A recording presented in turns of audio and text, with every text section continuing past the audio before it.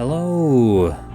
Welcome back. It's been a long time since we've done a tutorial nights, but we are back and doing another one. We're here on the Carriers Update. Gonna be letting WzSnipes give us a breakdown of carriers, how to build them, and how to use them.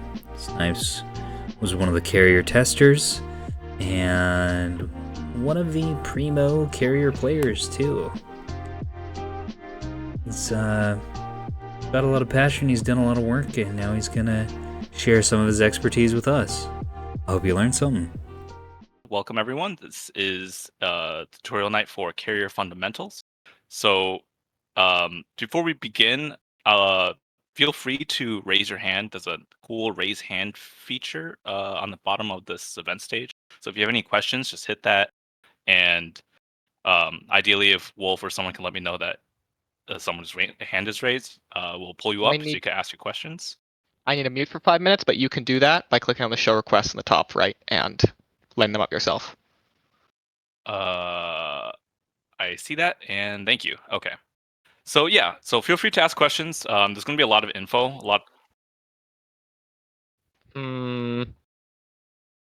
Why is that the case? Oh, allow requests from @everyone. There we go. Should now be good. Okay. And yeah, like we could have an FAQs question, but there's going to be a lot of information I'm going to be dumping in the beginning when we're like just discussing stats and stuff. So if people have questions during that time, I could answer a few. Obviously, if we get like a huge wave of them, we'll probably just move on and cover it at the end. But all right. So with that said, let's get started. So the initial agenda I had planned is right here. We're going to be talking about first starting out with the fleet editor, mainly carrier designs and the stats related to them, and then the fleet editor for craft design and stats. There was a quest in the chat for missile design, so I will briefly touch up on that, especially with the new introduced SDM missiles.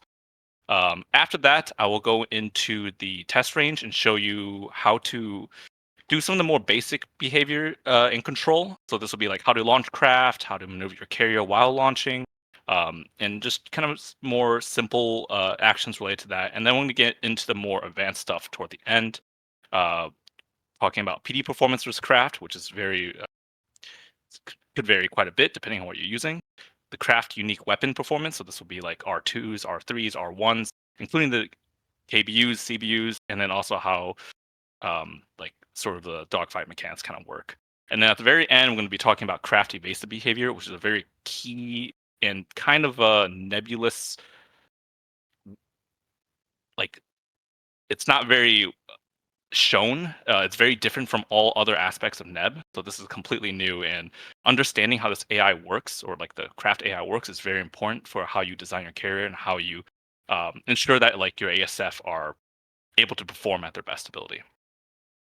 All right. So starting off, we're going to go into carrier design stats. So I'm going to tab over and hopefully the screen changes. Ignore that. All right. So we're going to start out with the ANS default levy. So carriers update has been out for a week now. So a lot of people have already been able to play and kind of know the basics of this already. But I still want to cover it in case someone hasn't been able to play yet. So the ANS levy is a 500 point ship with 6 pads that you can see on the top. The pads are sort of built into this hull. You're never going to be able to rip these pads out and like place turrets on them. They're just always there in part of this hull. You'll see that on the side. So you didn't actually switch screens. Uh-oh. Did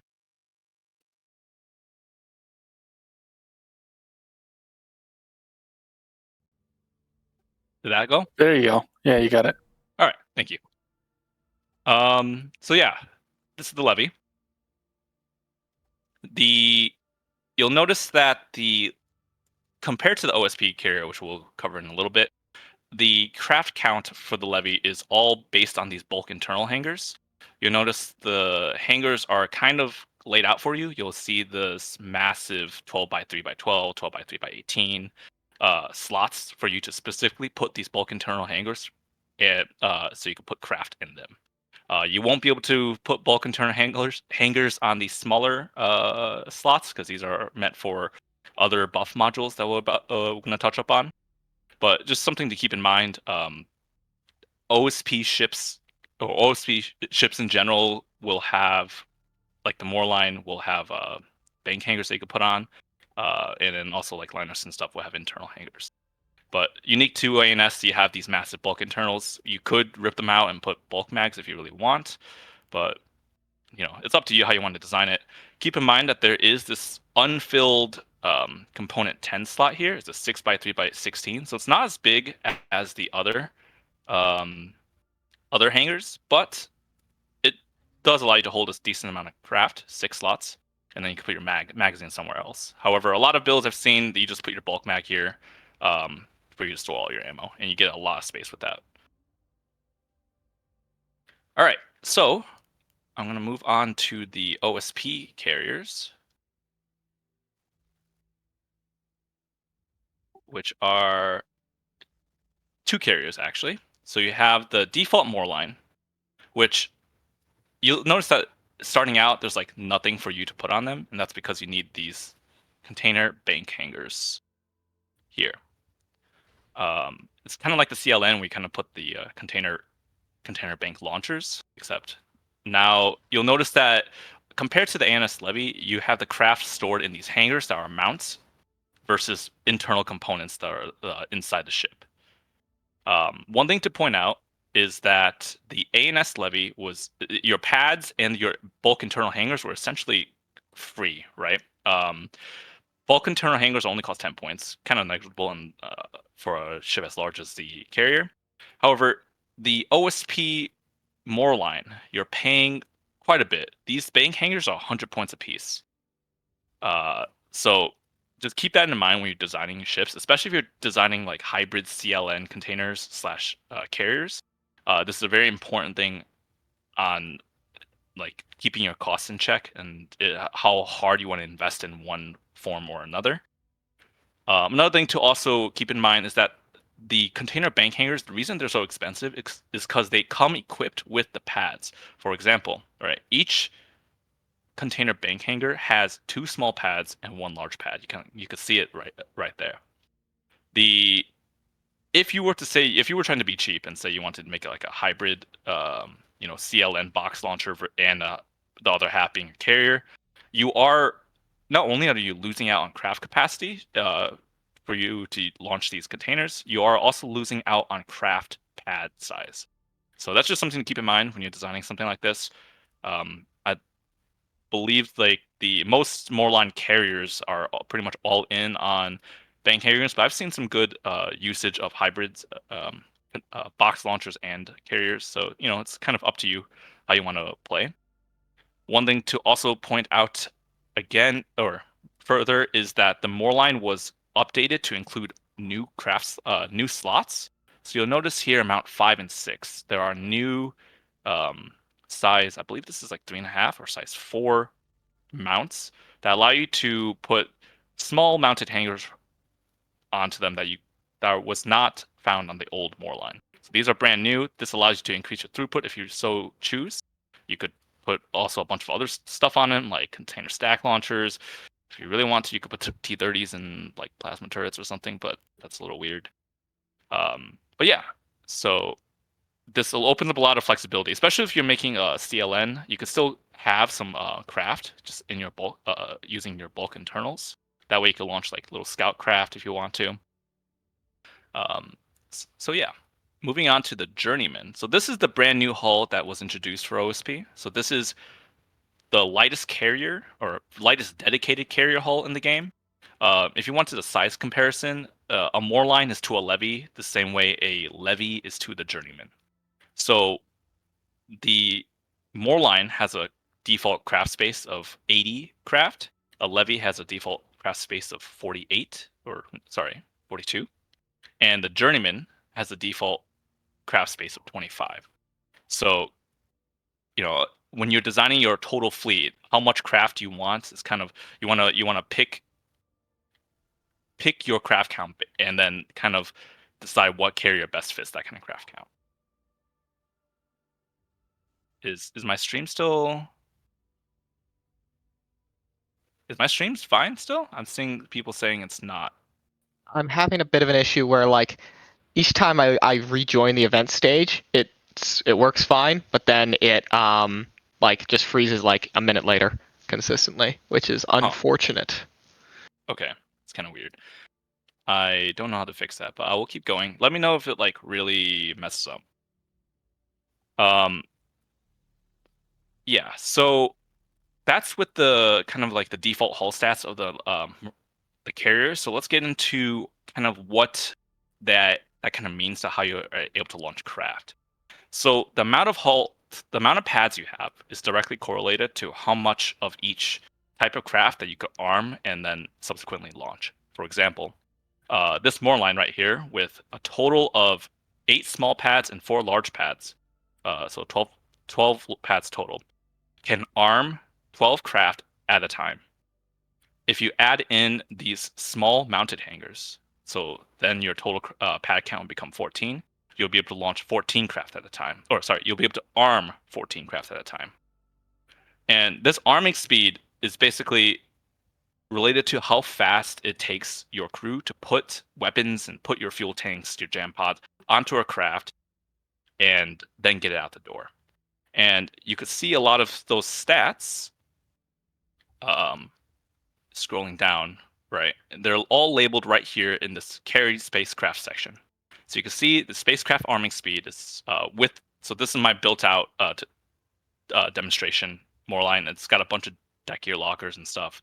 But you can see that it shows the stats right here. So you have 256% increased arming time and deck traversal time of 8.28.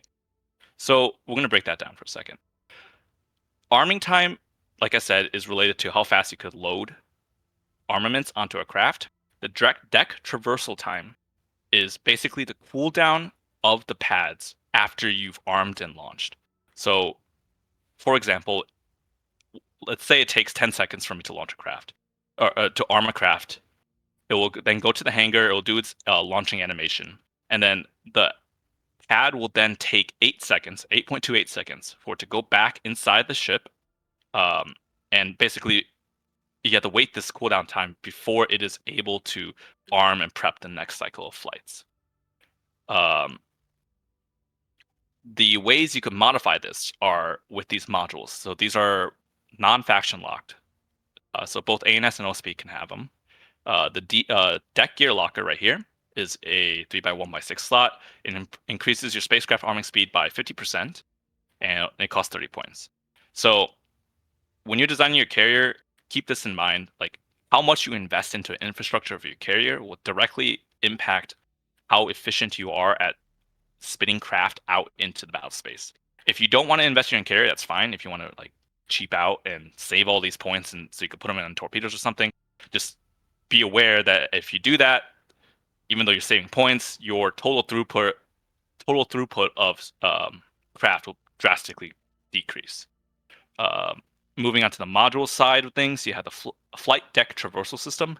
So this, kind of like the DGL, kind of affects your deck traversal time by lowering it by 30% for each module here. Obviously, these take diminishing returns. So 3 of these, you only get minus 80, close to minus 80% deck traversal time. At base value, you could see that if I were to remove all these, the deck traversal time is 40 seconds, which means that after you launch a cycle of craft, it will take 40 seconds after the animation finishes for you to use those pads again. So a lot of starters fleets, I believe, use DGLs and FDTSs a lot to bring this down to manageable levels, so you could spit craft out really quick and have a very fast turnaround time. Are there any questions about that? If not, I will be moving on to. Out of Yes. curiosity, what resolution are you streaming at? 780. Not a lot. I could Okay. increase it. Well, no, I mean, I was gonna say maybe try decreasing it, but if you're at 720, that's probably like the lowest already. So, never mind then. Continue. Okay. Where was I? All right. So that's with all the carriers and all the stats, and I'll show you how these stats can impact your spacecraft design or your arming speed, like with an actual like time decrease, like how much seconds you actually save. So let's go over to Spacecraft Designer. So right now, this is just a demonstration. Your carrier fleets will not have this much craft normally. This is just so I could show like every tool that it's used on. I think the TF Maple only has like 3 craft. So don't be worried about like all this in the list right here. But if I wanted to make a new craft, right, you will go over to create new on the bottom left, and then you'll be able to select from the 4 different aircraft, or I guess void crafts that you could pick from. So you have the Halberd, which is available to both ANS and OSP, which is pretty much like it's kind of like a scout craft. It's analog to like a helicopter in real life, I guess. OSP gets access to the Barracuda, which is your strike fighter. The Pike, which is kind of a scout ship / utility ship. And then the Sturgeon, which is kind of like your heavy bomber. So in order to build out these craft, first you have to add it to this list, right? And you'll have a panel that kind of looks like this. You will then be able to choose between 3 different nose options for the Barracuda. Different craft have different options, and we'll cover those as we go through each craft. So in this case, you could pick like the 20mm nose gun, the 35mm nose gun, and the nose illuminator. One thing to be aware is that for different craft, the flight component that you choose may impact the cost of your craft. Right now, at base level, your Barracuda is only 8 points. If I were to choose the 35mm nose gun, you'll see it will go up to 10 points, and the itemized list is right there. The 35mm costs 2 points. But for now, we'll just like show a 20mm gun. Once you have this picked out, then you need to configure a mission profile. So this is where it opens up this giant, kind of complex design matrix for your craft, but you get used to it pretty quickly. I think it's very, very intuitive after you after you spend some time with it. So specifically with the Barracuda, you essentially have different mount pylon slots for the craft, and this applies for pretty much every single craft in the game. They have just different varying amounts of mount slots with different munitions they could put inside of them. Right now, this shows you can see the pods, fuel tanks, illuminator, jamming pod, the different types of missiles that you could put onto it. So the top 4 here are just kind of the new unique craft-based munitions, and the 4 on the bottom are missiles that you've physically made using the missile designer. So the 4 here are all missiles that you can see I've put into this fleet already. That's why they appear.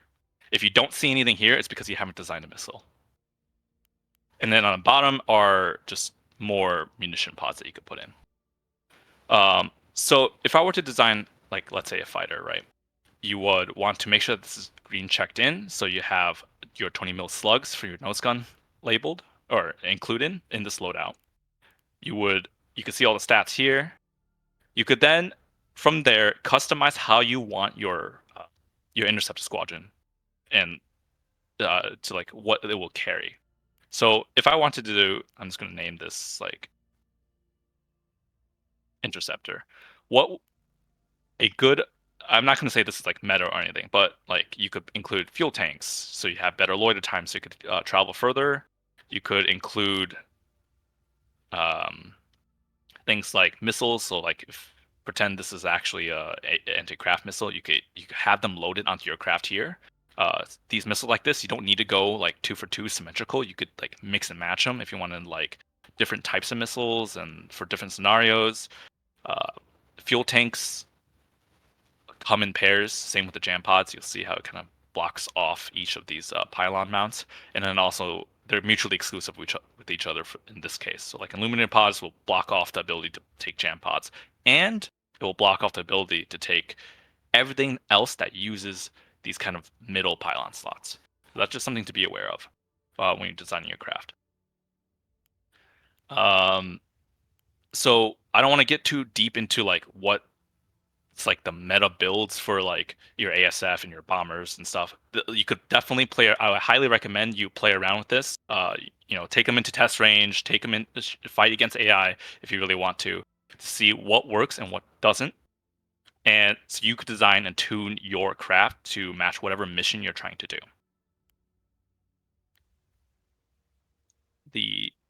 I'll show you quickly the pike. So here is a pike setup that I've had. It's okay. Well, it's supposed to have the limited paths. It's unique to the pike is you had this 20mm nose gun. You also had this nose illuminated, just like the Barracuda. The pike also comes with this extra utility package, which is the EO targeting ball. I'll show you this in the battle space, but essentially this is like a tracking thing that allows you to. It's kind of like a telescope. You shine onto a ship at 8 kilometers away, and you could get a visual track on the ship, and also provide fireable tracks to the rest of your team.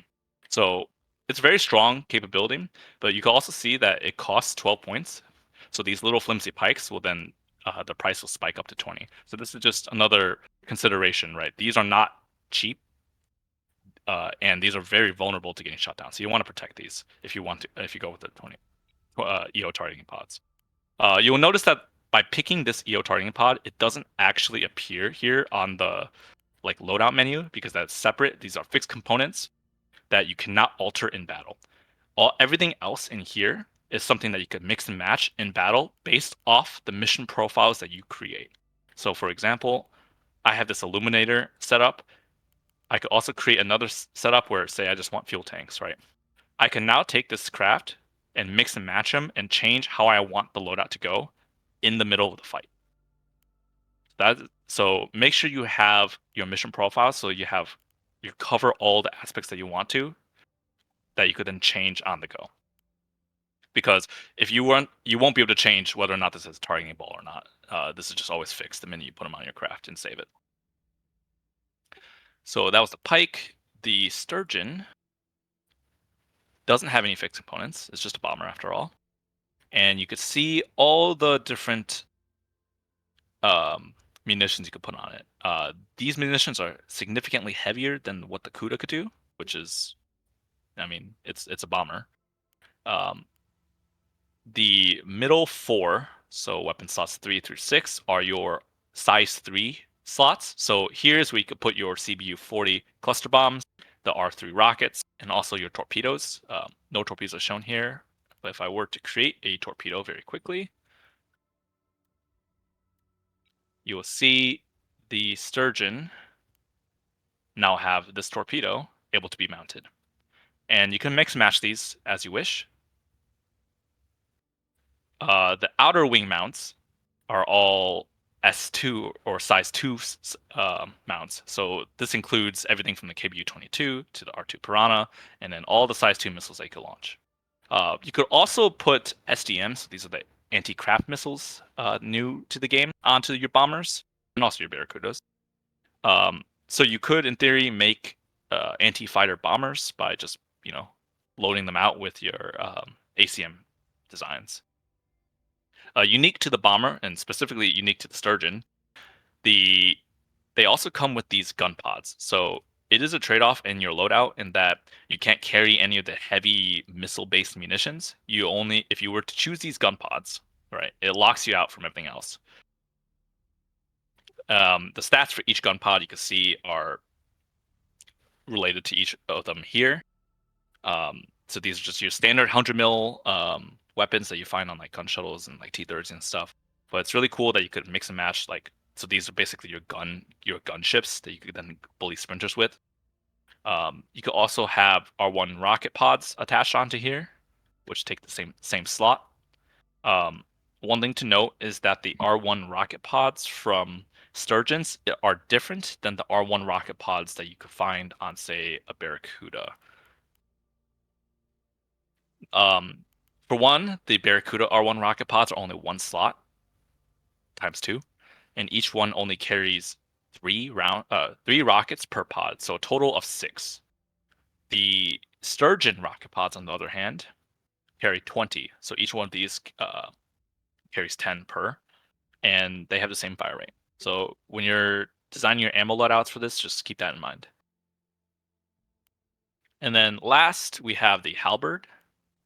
So the halberd has quite a few different mission packages here.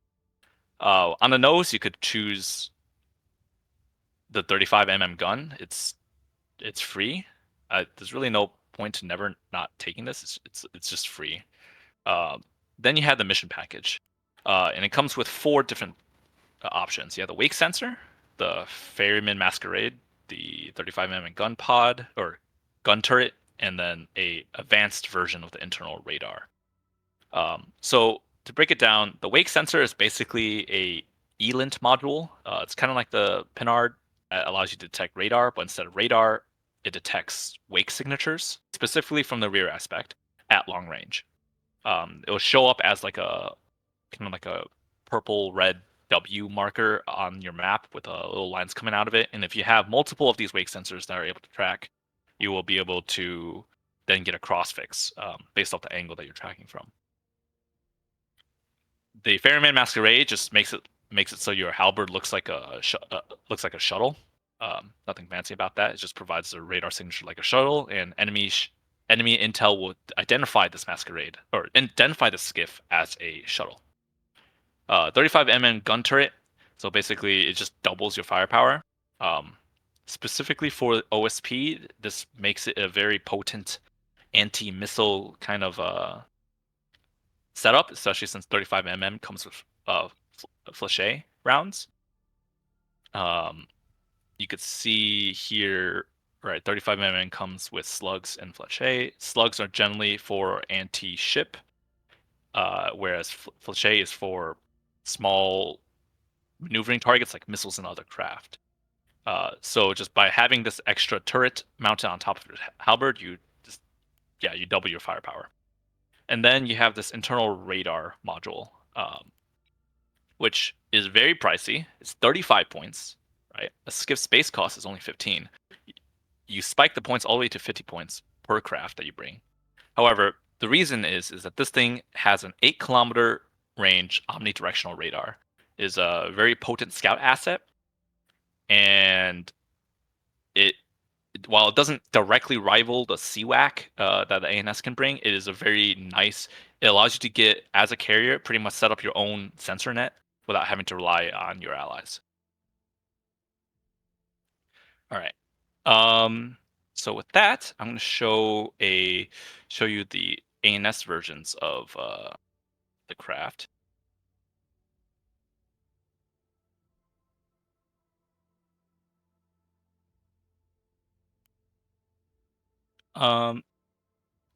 Fuzz asked the question, how long does it take a skiff to kill a shuttle with 35mm slugs? The slugs don't have a lot of, I believe they only have 4 centimeters armor pen. So the way, if you know how the armor system in this game works, it basically you have to shoot the same spot until the armor strips, and then you can start dealing damage. So it takes a while to do it. However, the ammo is cheap. You have 1,000 of them for like a point, and they're essentially like if you find an undefended target, you could just keep shooting it until it does. One of the ways you could use it effectively is using the attacked like a specific area attack command that I will show later in the battle space demonstration. You could target specific parts of a ship, like their PD turrets, their radar modules, and things like that. So you could like focus fire and kind of drill into the armor of a craft or of a ship and eventually damage it. All right. So, yeah, ANS has access to the halberd just like OSP. It's the exact same halberd module that you see here. They don't have the wake sensor. They do have a Sprinter Masquerade, and they have the same 35mm gun.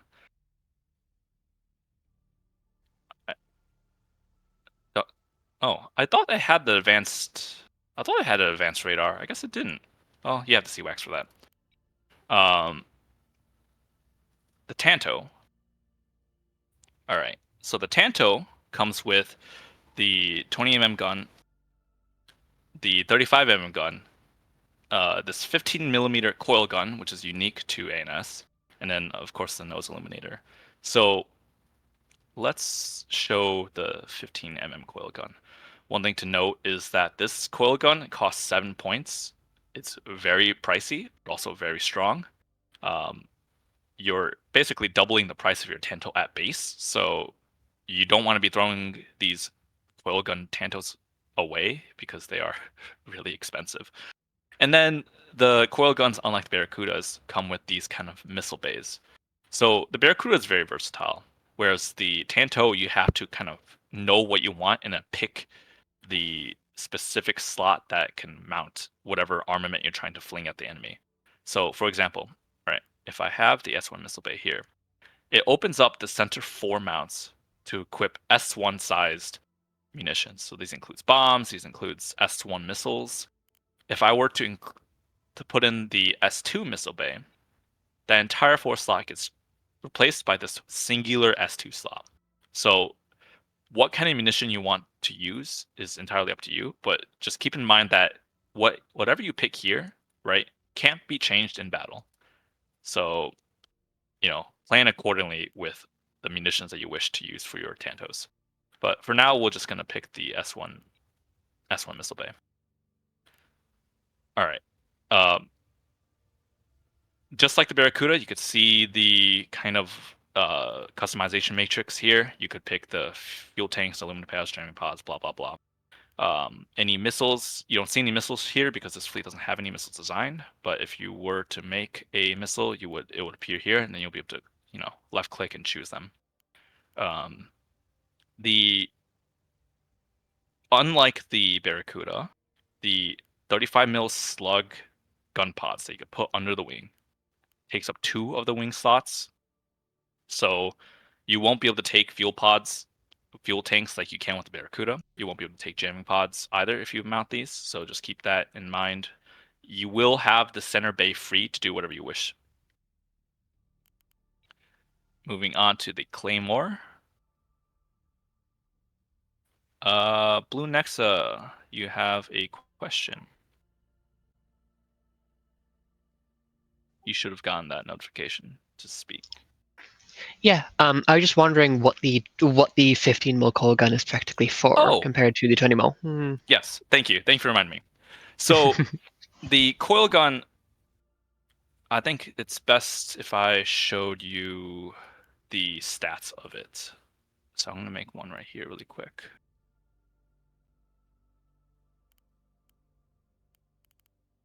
All right.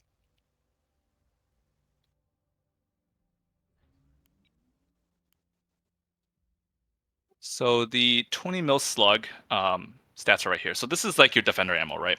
It has a range.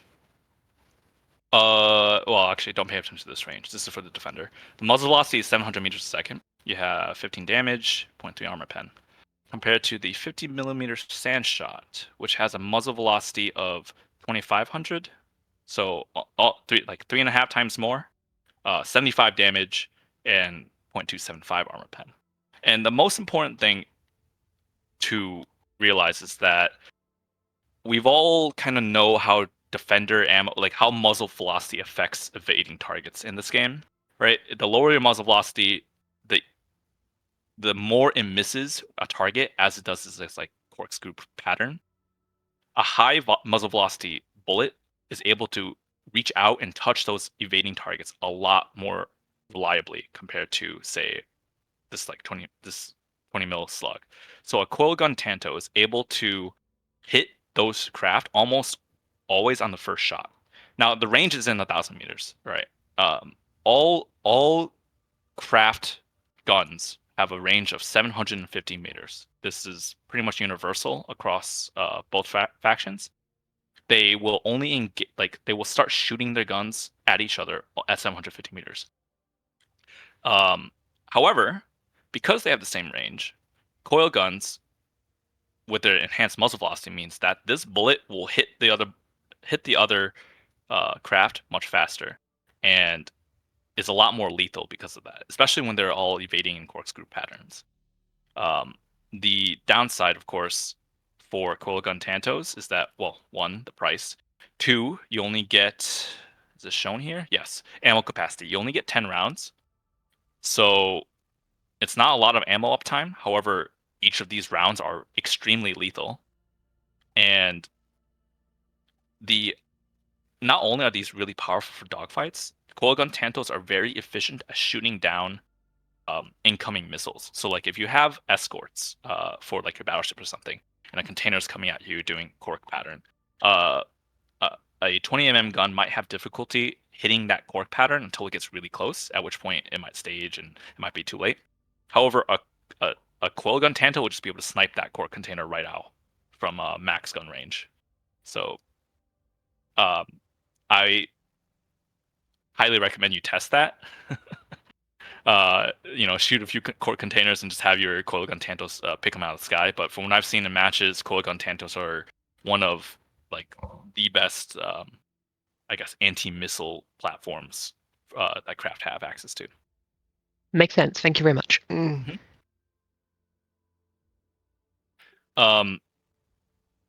Yes. So, man, what was I going before that? Oh, right, the Claymore. So the ANS bomber, following the Tanto, has to use these missile bay components. So you can't change these after you select them and bring them in battle. The S2 missile bay has 4 slots. The S3 missile bay has 2 slots. So you are a lot more constrained compared to the Sturgeon on what you could bring. But that doesn't mean that the Claymore is completely useless. It has, I believe, better arming times, faster speed, and a few other things that make it so it can perform decently well. And I have a spreadsheet I will show just in a sec after I show the CWAC. But yeah, let's get back to that. So the CWAC is basically it's like a Giga Halberd, advanced radar halberd. It has a radar range of 10 kilometers, so just a tad bit less than Spyglass. It has a massive loiter time of 42 minutes, and a cruise range of 60 kilometers. But however, you can see that this thing is pretty expensive, 75 points. You could also put an ELINT sensor onto it. So it basically is just a pinard that you could put on like a spinner or something, and it will do exactly just that. It'll create radar cross fixes for you and your entire team, and allow you to detect any ship with a radar on. There's really no other customization you could do with the CWAC. It's kind of just what you get. All right. I have a more concise view of all the stats of. Did my stream change? I'm just gonna restart it. Let's see. No, that didn't.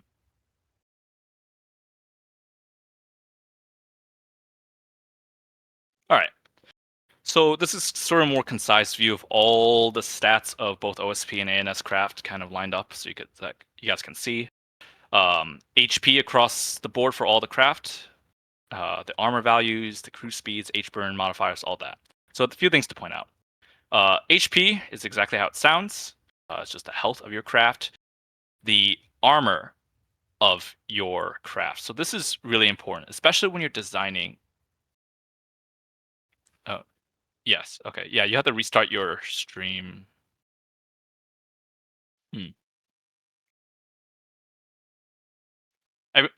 Okay. Yes. All right. Cool. People can see it. So just restart the stream if you can't see it. So one really important thing when designing ACMs to shoot down other aircraft is you have to be cognizant of this armor value. So any missile that isn't able to pen 0.3 armor skin thickness will do half damage to the craft. Any missile that goes above this value will do full damage to the craft. So when you're designing, say, as ANS, that you want to shoot down a Barracuda with 60 HP in one shot, you want to make sure that your missile does at least 60 damage with an armor pen of at least 0.3. Otherwise, if it's below 0.3, you will do it at max 30 damage. That's just the way the armor system in this game works, or specifically for craft and missiles. The armor system for ships is completely different. You'll notice that the pike has 0.1 armor, so pretty much this thing just gets eaten at full damage by even size 1 ballistras. So yeah, Sturgeons at 135 health, I believe, take 2 shots from like a max warhead SDM to kill, and I'll show that in a little bit. The cruise speeds for all the craft are labeled here, and then you have the H-burn modifier speed shown here in the 4th column. Something to note is that in general, H-burn is about a 50% speed buff. However, I believe the Barracuda has a little higher of an H-burn modifier. But otherwise, yeah, so H-burn increases your speed by 50%. It also increases your fuel consumption by 250%, or 150%, an increase of 150%. So you will greatly reduce your total loiter time when you're H-burning everywhere. If you want to conserve fuel, just stay on cruise. If you want to get somewhere quick, but you don't care about how fast you're actually on station or how long you're on station, you can H-burn. So, when you're in the game, make sure you consider these kind of factors. Default loiter time here is the board minutes for the Barracuda. These values are taken just straight from the craft editor. These are idle loiter times. So when you're even when you're cruising, you're expending more fuel than if you were just idling. Okay, so this value will change depending on the action of the craft. But in general, it's a good kind of reference point for how long a craft will stay on station. You could put fuel pods that we saw in the craft editor onto these craft, specifically the Barracuda, the Pike, and the Tanto, to greatly increase your loiter time and also your cruise range. Right?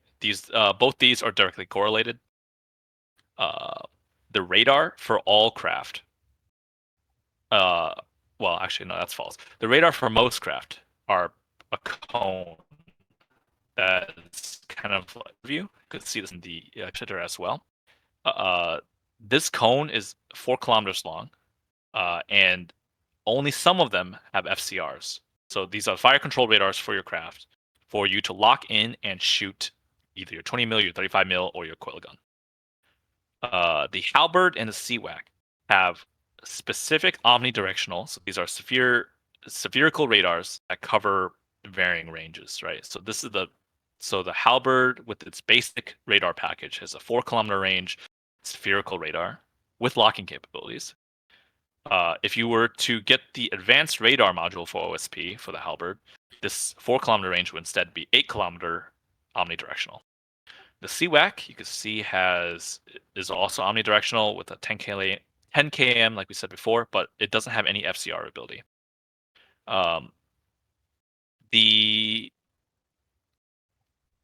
Down here, I did a quick kind of like I kind of cataloged how quick a craft takes to arm depending on what you put on it. So, for example, a base CUDA on a Moorline with like no buff modules is 18 seconds.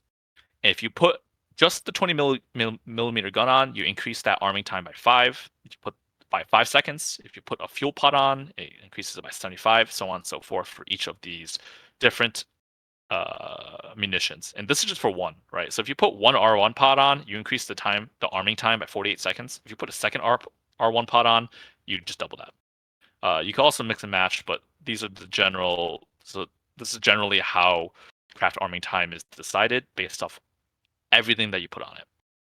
To clarify, are you saying individual R1 pods or a pair of pods? A pair of pods. So you can't put on individual pods. You can't put on because they always come in pairs. So a Barracuda can have 2 pairs of pods, if that makes right. You could put 4 total pods on it, 2 pairs. You could put one. So this chart right here shows what will happen if you put 1 pair of pods on.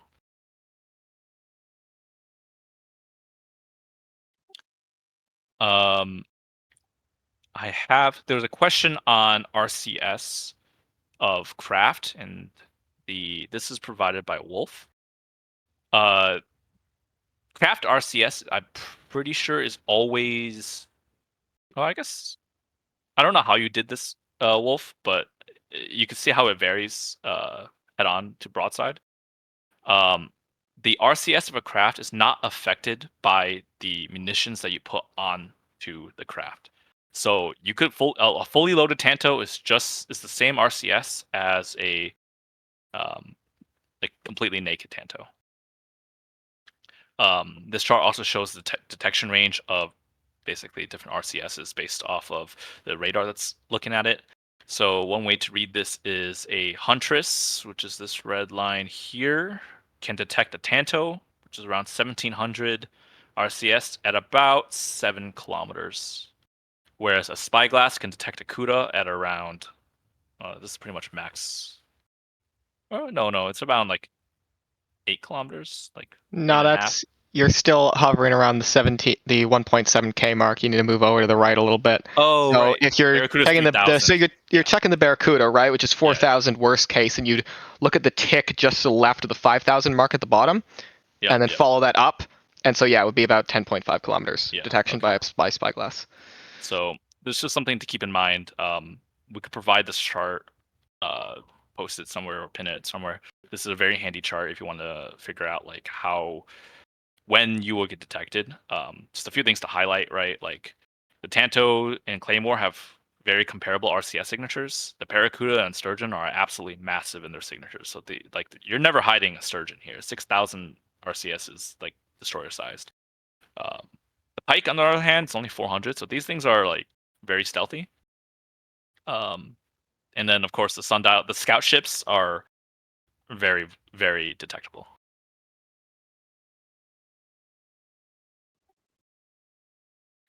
And yeah, I really like this chart, Wolf. So thank you very much for providing it. So moving on, if there's any questions, feel free to ask. But I'm going to touch on this really briefly. This was provided by Austral. And it basically shows how we saw the defense matrix or the customization matrix for all your craft, and the order. This really doesn't matter too much, but just to be exhaustive of how the crafts work, you don't fire the missiles from left to right. If you were to do this kind of missile matrix straight down, you aren't firing the leftmost pylon first. You are firing at this weird kind of like cross pattern, like the third pylon fires first, then the sixth pylon fires second, fourth pylon fires third, so on and so forth. This is specifically for the Tanto if you have like 8 S1s. So I guess it might matter a little bit if you are trying to do some really weird tuning to get like matching velocity missiles based off their refire rate. Honestly, there's only been one time I've ever had to pay attention to this, and I haven't had to like worry about this ever again. But just keep this in mind. I'm not going to go too deep into this. They don't fire left to right. That's all you need to know. They fire in this pattern.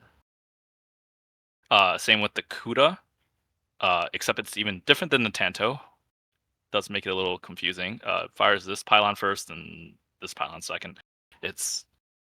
Honestly, I just don't worry about this.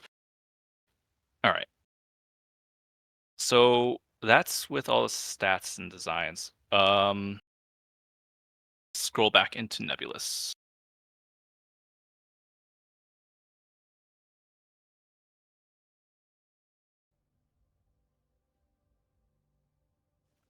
All right. So you should see my game view now.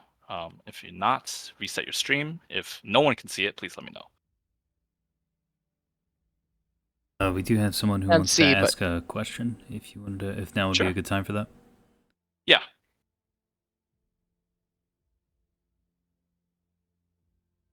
Holy crap! It's already been 50 minutes. Jeez. All right, I need to make this go faster.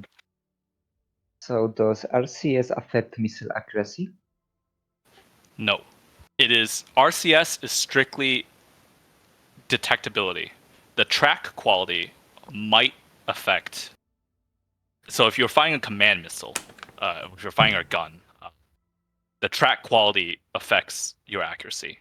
The RCS of a ship simply affects of a craft simply affects how far out your radar will be able to see it, and then also, depending on some circumstances, will also affect whether or not you'll be able to lock it with a certain fire control radar. It also, RCS is amplified by jamming, so that's a whole nother topic, but no, to answer your question, it does not affect the missile accuracy. Specifically with radar seekers, it may make it slightly more likely that the missile goes to the craft chaff that they drop when it's targeting a Tanto versus a Barracuda. But I'm not sure if the craft chaff is just large enough to drown that out entirely, or if it's the craft chaff that's dropped is different from Tanto to Barracuda. So I'd say probably not relevant for that particular case, but it may be ever so slightly relevant. Yes, it matters a lot more for ships, I would say. I haven't really noticed RCS really impacting craft besides whether or not you get seen or not. All right, so be going to test range here. And show you how I guess you fly a carrier and fly the planes.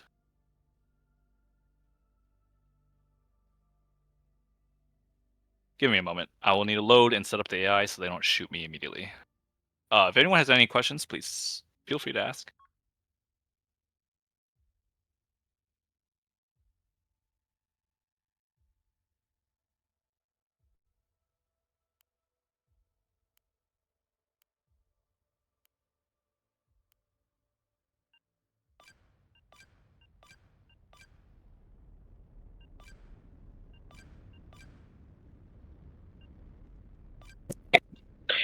I got a question. Why does the Pike have a smaller RCS than the Tanto, which is a specialized stealth fighter? That's I guess that's more of a design question for Liz, or a lore question, I guess. I don't know. It's smaller. I'm sorry. I can't give a clearer answer than that. Yeah, but Tanto is like a dedicated stealth fighter, so it's just a bit odd to me. And they're stealthier. They're stealthier, yes. The Pike is, and also I guess keep in mind that like the Tanto's also, well, lore-wise, right? The Tanto is supposed to be like a multi-domain. It's supposed to be an atmospheric and space-capable fighter, whereas the Pike is specifically a for dedicated vacuum fighter, so it doesn't need to have, let's say, aerodynamic flight control surfaces. Also, gameplay-wise, the Pike dies a lot faster to basically everything. A single S1 missile will kill it because it does not have the 0.3 centimeters of armor of every other craft.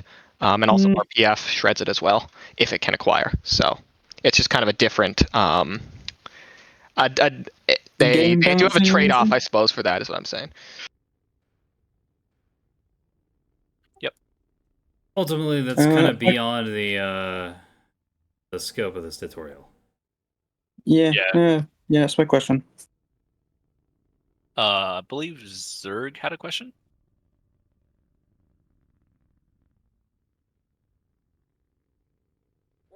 Hello? Hello. Yes, I don't know if you'll get into this part of the discussion, but stepping back, could you go over like what roles the carriers serve on a team? Like what are you thinking about during a match as it's going on? Like a few things I'm thinking about are like strike, escort, scouting, and like air superiority. Could you like go over a match? Because I think learning how to play a carrier would also be important for this tutorial. Yes, absolutely. I guess so. Starting from to touch on that subject, right? Starting from a very high level point of view, you have the factional differences between OSP and ANS. So an OSP carrier with a Moorline is able to field a lot more craft compared to a single levy, whereas ANS has less craft to work with. If you're only running one levy, you could run dual levies to match a more line. ANS is a lot more reliant on their ship-based systems to defend themselves from craft. So like, if you were to compare two frontline fleets between like ANS and OSP, an ANS like battleship is a lot more resilient against craft by itself compared to like a dual liner group, which generally needs its own OSP like craft escorts. Like you see this a lot with like liner backpaths and like the starter fleet Kyanite, for example. So with that in mind, right, like if you're playing OSP, an OSP carrier generally brings a lot more ASFs, so air superiority fighters like the Barracudas, to help you supplement the team, both in either just aircraft defense and also for like PD against missiles. Fletcher rounds are very good at intercepting pre-staged hybrids and also just standard missiles in general. The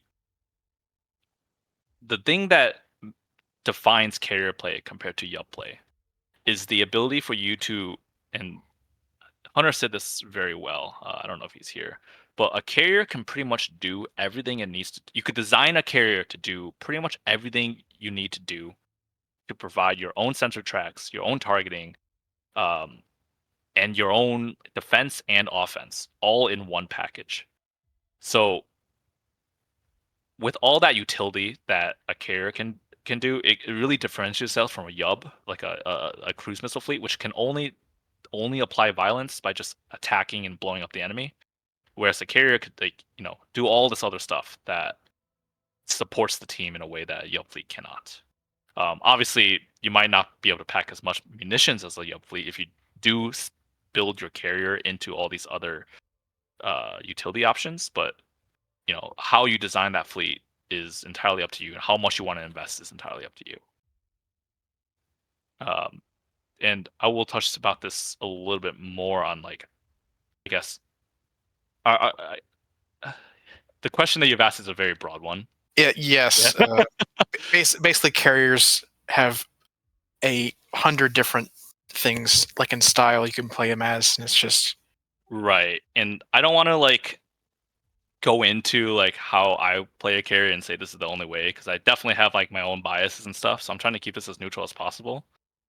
In general, one of the greatest, I guess, mistakes that we've seen in testing, and then also it's very funny that we saw this happen again during release, is that people like dogfights.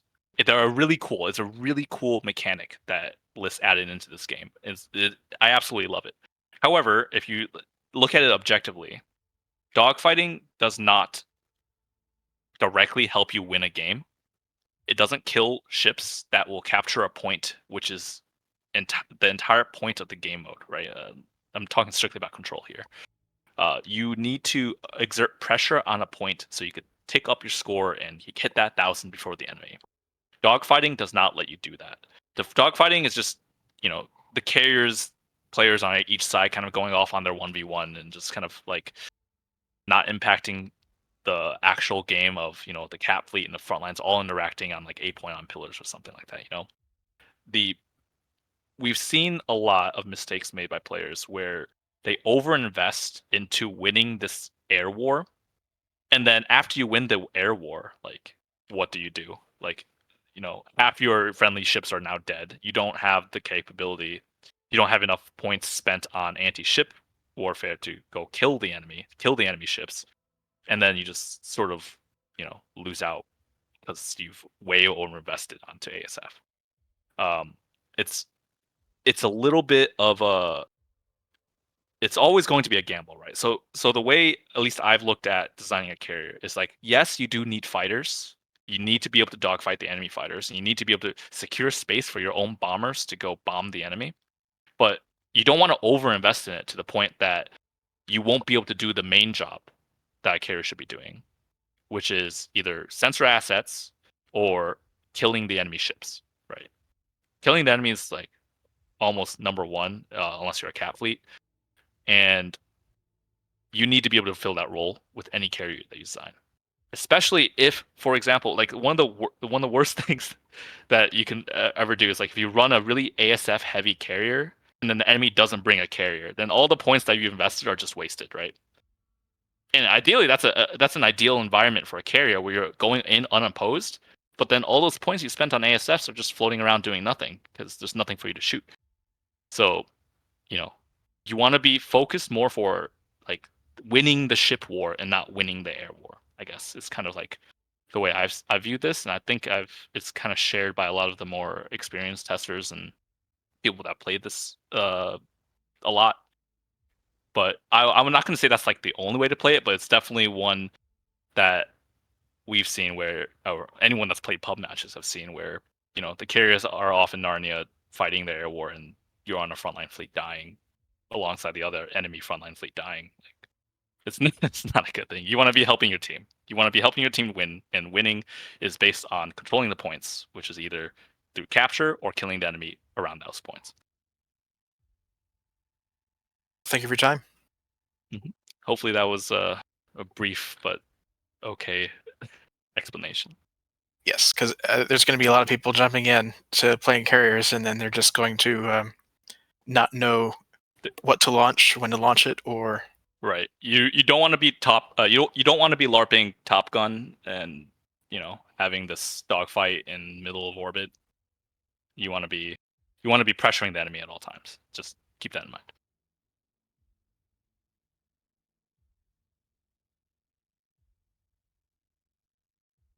So, with that said, one more question actually that popped in from Hawk. Sure. No problem. Speaking of dogfights, does any craft has like built-in edge, so it's more maneuverable or more effective in dogfights? Great question, and I missed that part. So much to cover, damn. But yes, there is actually. Specifically about dogfights. So the Barracuda in a straight gunfight, right? I'm talking like 20 mil versus 20 mil, nothing else impacting this fight, will generally win against the Tanto. The Barracuda is 1 meter a second faster during combat H-burn. It is more maneuverable. It's a little harder of a stat to measure, but it is more maneuverable according to lists. You can measure. You can look at the mass compared to the thrust power, which are both stats in the craft stats, and the thrust power divided by mass of the Barracuda is higher than the Tanto. Yes, and yeah, so even numbers fight, the Barracuda is significantly stronger. Now, you can always invest into your ASF, and generally, the more you invest into ASF, like if you overmatch the enemy on a point basis, right, like including missiles and coil guns or all these other types of stuff that you could just throw money at the problem, a higher investment ASF will generally win against a lower investment ASF. The exact breakpoints of what wins and what doesn't is very build dependent. And it's hard to say, like, will a jam pod Fletcher Cuda always win against like a coil gun mixed Tanto squadron with ACMs? It's very hard to define those breakpoints, especially with the variety of builds that people come up with. But I guess just to leave it at a 20 mil, like a pure gunfight, the Cuda is going to come out on top. Okay, thanks. All right. So how do you control a carrier? So I have this carrier in battle. The first thing that you're going to notice is that there's this new flight button, right? This is how you launch craft. As you hover over it, you see this kind of little circular icon. So this is actually pretty important to how you want to be positioning throughout the game. So what this little circle thing means is basically as long as you are in the green area, it means that your craft can launch. And the way this diamond that you see in the center will shift based off the speed of your carrier. For example, if I plot a move command directly to the left, you will see this diamond shift to the left. I am moving at this moment like 6 meters a second straight translational to the left, and you'll see that I am now outside of this like green area. I'm now entering the red zone. What this represents is that the carrier is moving in such a vector that it cannot launch craft. It can arm craft. You can arm everything and keep it on the pads, but you can't launch it when that is happening. The way to launch craft and move at the same time is making sure that this diamond is held in the center of the circle, or like in the green area, right? If I were to go straight forward, you will notice this diamond kind of go. This diamond basically represents the velocity and velocity vector of your carrier. And right now you see I'm too fast. So if I drop my speed, I'm now in this green area and I can launch craft. The exact speeds that you could do this are, if you're translating left, right, backwards, up, down, all that, the speed that you want to hit is 7.5 meters a second. If you are moving in this kind of forward green direction, right, represented in this circle, it is 15 meters a second. The easiest way to do this is if you toggle your throttle control, you go to FQ, which is flight quarters, and basically this will cap the speed of your ship so that you are always in this green zone and that you are always able to launch craft while still moving your carrier, except obviously you're moving at a very, very slow speed at 15 meters a second forward. Or in this case, if I wanted to FQ throttle backwards, you could see that I will be traveling at roughly 7.5 once it maxes out at its speed. All right, so that's that. This is really important. Don't be the carrier that sits in, that never moves once you spawn in. It is very important to, one, move so you can keep yourself safe and move along with the team as they rotate across the map. It is also very important that you don't sit too far away from the battle space, because flight times will directly impact how long it takes for you to reload your craft, because they need to travel out and back each time if you want to reload.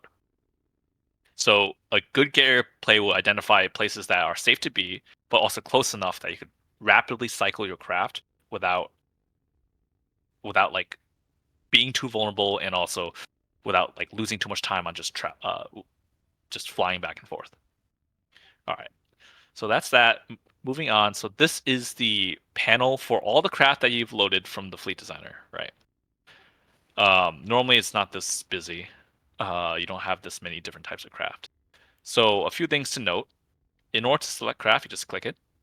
You could hold control to click select like specific craft.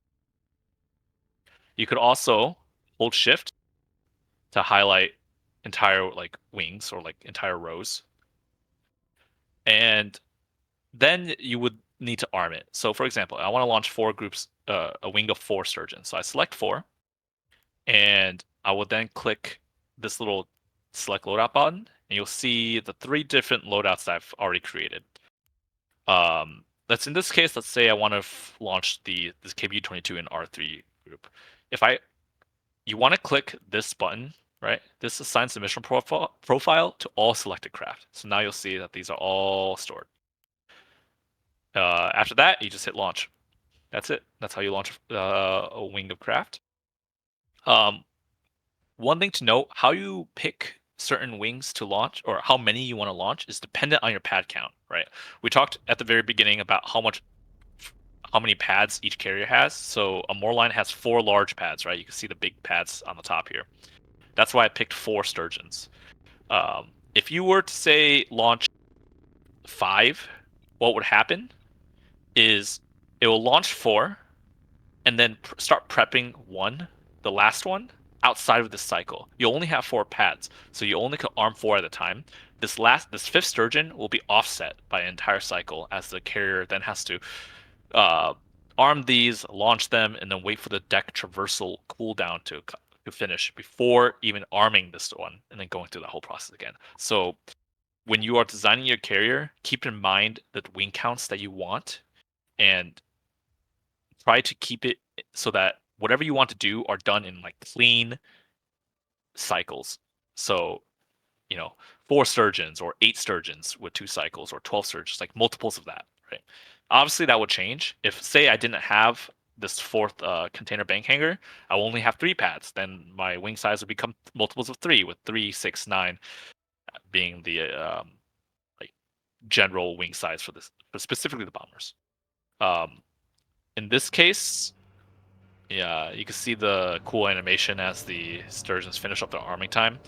So this is just the launching animation. There's nothing you could do to speed this up. This is always how long it takes. But you can see the sturgeon lift off. As this, you can see this pad go back inside. Only once it's closed does the deck traversal time cooldown begin. So now this 8-second cooldown is going to start internally, and then I will be able to arm the next flight. If I wanted to launch Barracudas, I have 8 pads, right? 8 small pads, but I also have 4 large pads plus the 2 auxiliaries. So in this case, you could use large pads to launch your Barracudas. So it's really up to you how you want to do it. Be careful at the order of which you launch, because it does matter. For example, if I were to queue like 12 of these Barracudas, right? It will lock out all 12 of the main pads to launch those Barracudas. Even though if I also queued a Sturgeon flight right after that, it won't reserve the large pads to use for the Sturgeons, even though that would be nice. You want to, if you're trying to launch bombers, you want to make sure you queue these up first, so you get your large pads busy, and then you can launch your next wing of fighters, so they will be forced to go use the small pads. Blue Nexa, you've requested to speak.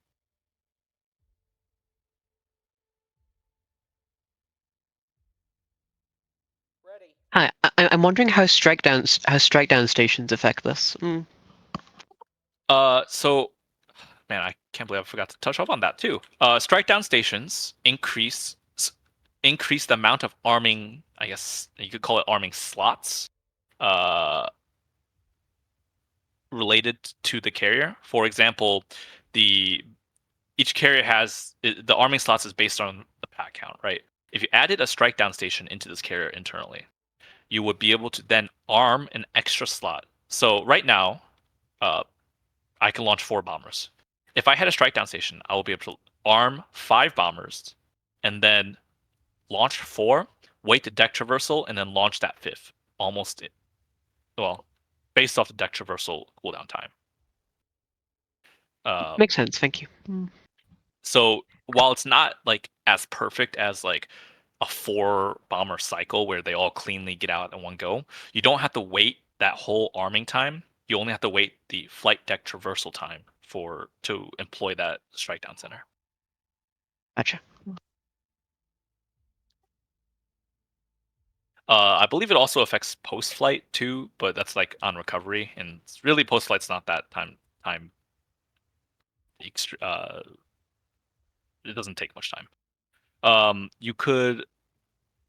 All right, so you could also mix flights of craft. You can't mix Barracudas and Sturgeons. It just won't let you do that. So one issue that I've seen people have is say you were trying to click your Sturgeons like this and try to launch, but then you decide against it and you go over here and you're like, why can't I click this, right? That's because you have the Sturgeon selected and from before, and you can't mix different craft types. So in order to fix that, you just hit deselect all, and then you'll be able to click these again. You can, however, mix different models of the same craft. For example, I have 2 models here, a 20mm Barracuda and a Nose-Loom style Barracuda. So one way you can mix the flight is left-click, shift, highlight 4, go to the mixed craft, control left-click the ones that you want to launch, right? They're all... I did not do that right. Yeah, okay. So select these, go here, control left click the ones you want to launch, and now you can launch them in a single wing. Like that. And then you hit launch, it will prep all 8 at once in a single flight, and they will all launch cleanly together in a single formation. We're reading you. You can do that with pikes too. Same process. Control left click. You can highlight that.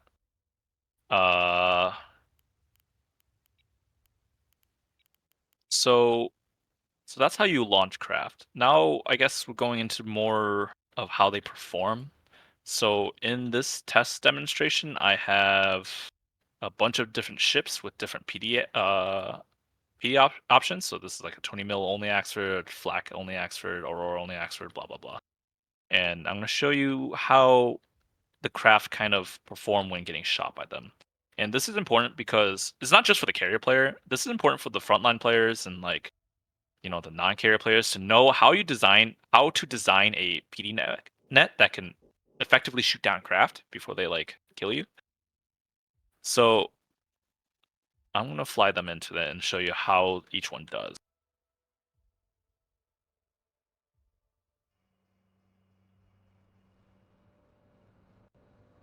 All right. Oh, I should also probably... Man, there's so much to cover. All right. I'm going to explain how this entire bar right here.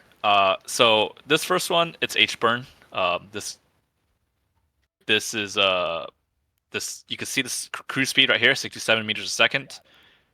You hit H-burn, they go to 117. You'll watch... Be very, very cognizant of this. Your combat time. This is how much fuel you have remaining. And you'll see that when you're in H-burn, you're effectively using up your combat time. Once it hits 0, your craft will bingo, you will lose control, you'll return straight back to base. And they are very prone to being intercepted because they can't be ordered around. You have formation, which is default wedge. You have line formation, you have cross, you have echelon. Play around with them to see which one you like best. I just do line. You have 3 types of evasive maneuvers. You have direct, which means that they fly in a straight line like this. You'll notice they're just kind of just going. You could go to juke. You'll notice that they kind of do this little zigzag pattern. It's not extreme. I believe when we did the tests, the total loss in speed is roughly around 5% because of the juke pattern. And then you have evade, which is an extremely corkscrew kind of evade pattern meant to evade specifically gunfire. You're not really going to evade missiles much with this. The AI is going to take over. But evade has roughly, I think, like a 50 or 60% like traversal penalty. So it does significantly impact your ability to move across the battle space. However, it does make you very immune to long-range ballistic weapons. So, as an example, I will turn on the Sarissa Axerd, and you can see how well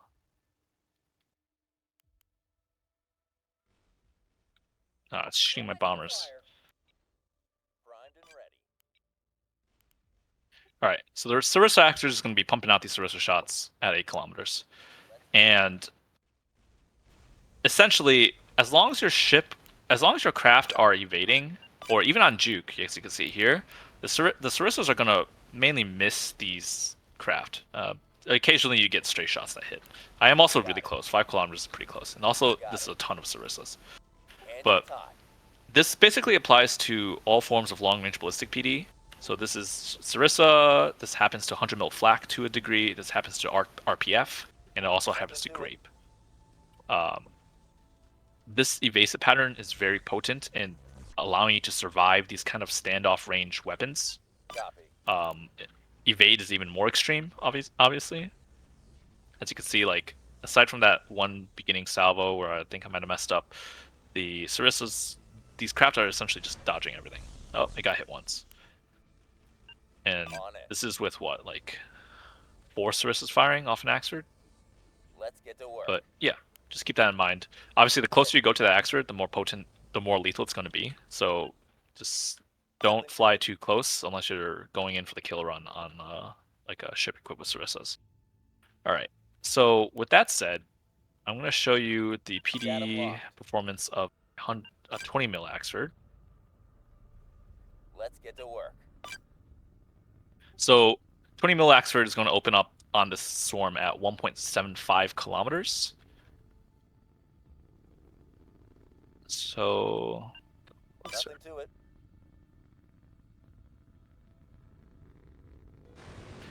All right.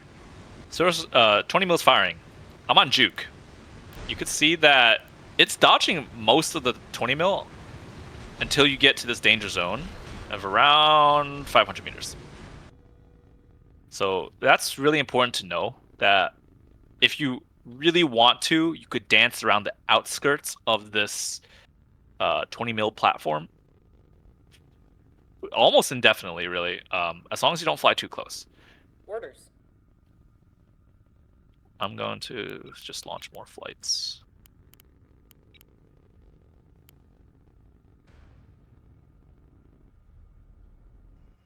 We're reading you. All right. Engines hot. Nothing to it. So if I were to go on, Primed and ready. Engines hot. if you stay at the outskirts of this 20 Cannon mil, locked. it will just keep missing. Right, because it can't. It hit. Defenders are not very good. We were talking about that muzzle velocity in the beginning.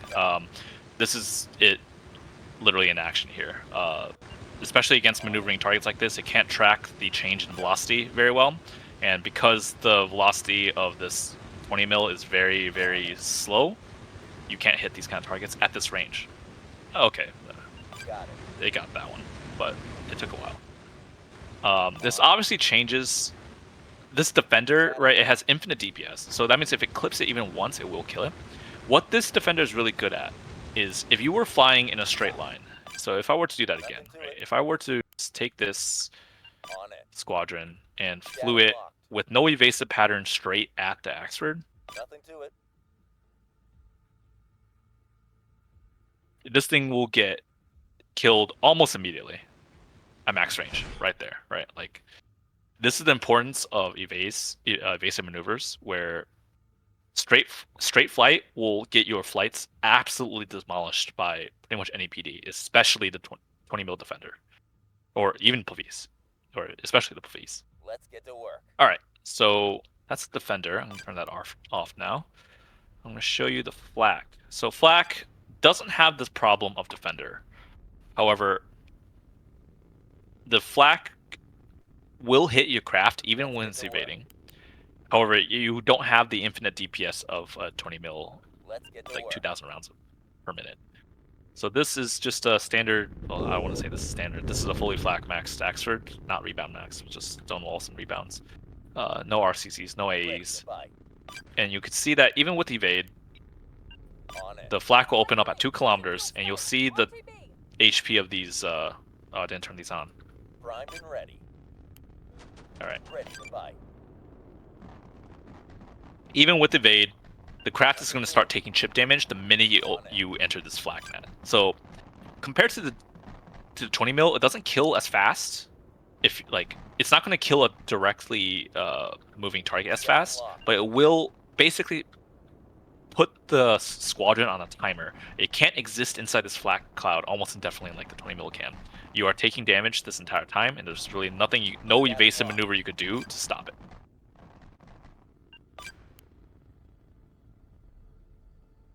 I could show you. I'll show you. I also have an Aurora Axford.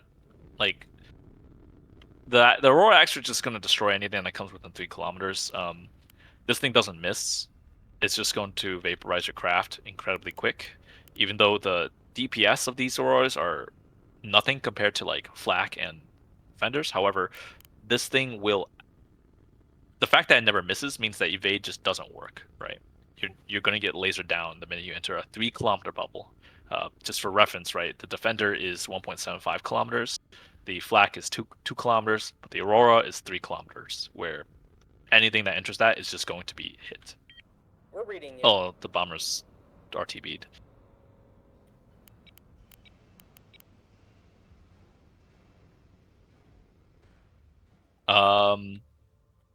So, I probably won't show. I don't think everyone knows how the Aurora is going to perform. It's just a DPS check. These things do 8 damage per laser pulse, and they have a lot of pulses. If you B short them, they're just gonna vaporize anything. But I will show you performance of RPF. So this is just a 250 voxel.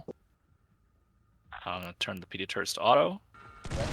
Firing, and you can see how well this thing performs. So this is 8-kilometer range, just like the Sarissa. I believe the RPF trigger radius is I think like 50. Hold on, I have my notes somewhere. 45 meters. So that means that the shells have to come within 45 meters of an object, and it will detonate and deal this amount of damage. And you can see that it does perform against Sarissas compared to Sarissa a little bit better, just because it's more of an AoE spread. But you'll notice that if I make like a run on a target with the RPF, this 250 is incredibly deadly because it will splash and hit your entire fighter wing. And the larger your fighter wing is, right, the harder it is to dodge this kind of RPF fire. I'm still on evasive right now, and you can see that I am taking direct like hits. And this is just from like the main battery of a voxel, right? This isn't even like a dedicated Sarissa platform. This is just normal guns like voxel will bring. You can see the defenders now opening up, but really the damage is going to be from the RPF until you hit the... Oh, see, that was a double kill. But once you hit around the 600 meter range is when the defenders will, right there, kill the craft. We're reading you. All right, so I'm gonna go over how to some of the munitions. So we have... Did I use up? Oh, whoops. All right, I'm gonna go with R3s.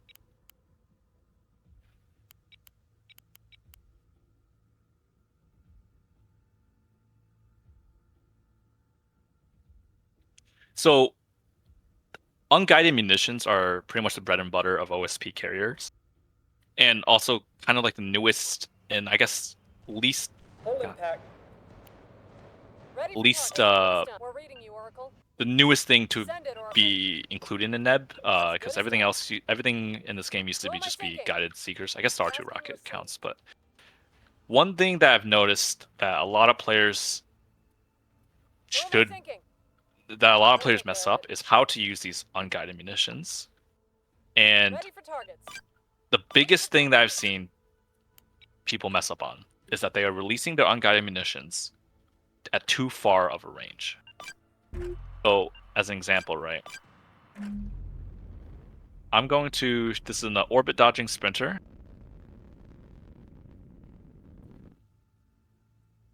Send it, Oracle. We'll take care of it.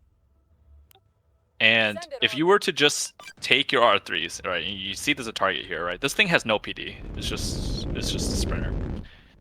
If you were to just right-click the target and launch the missiles at whatever range that the AI thinks it does, it's going to miss. These are unguided. They're going to shoot at the location that the ship was with a lead of the velocity that it was already at. And you'll see that you will never hit if you released your rockets, specifically rockets, or I guess also bombs, at this range.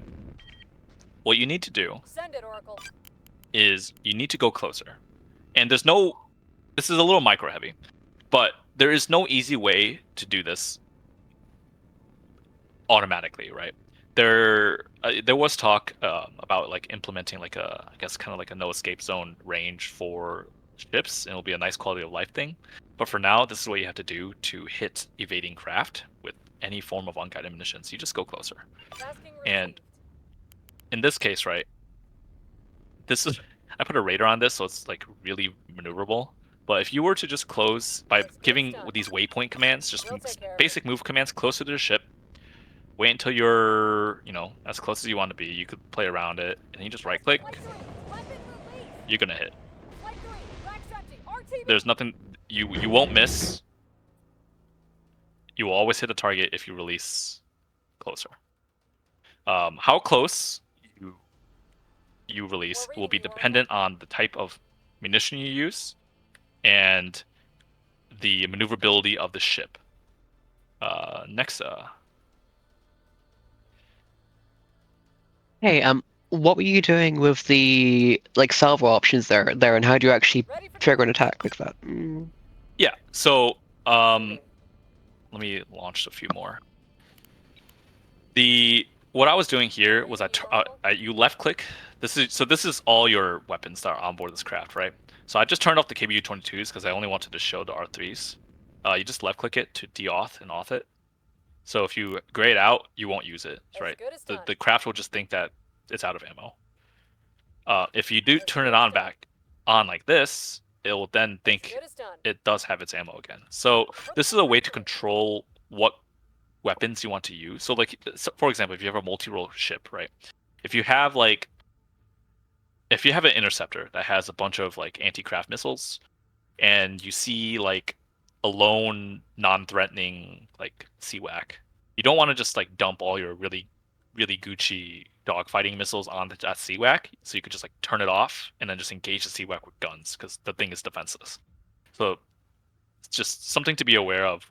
This is how you could really finely tune how you want to Magazines running dry. Run your engagement, and not just dump your entire payload on the first target you see. I mean I also mean the buttons on the panel to the right of that you used. Oh, right. So I only covered the first three, didn't I? Yes. All right. So salvo most size. of these are covered by the in-game tutorial. I think only salvo size and a target are not covered. Okay, I'll cover those. So range, I guess range. This just means stand off, fire at max range. Stand in, fire within 4 kilometers. I think.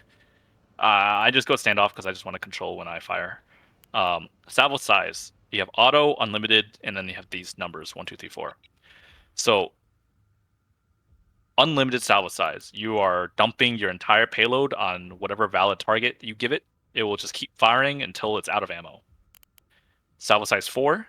Your entire squadron will fire 4 valid munitions. So if you remember, I had 4 R3s. It will fire 4 R3s. If I had salvo size 3, it will fire 3 R3s. 2, 1, blah blah blah. Salvo size auto. So this is a little interesting. So this is based off of the target that you assign it. When you are firing, so pretend this was a interceptor squadron with ACMs, right?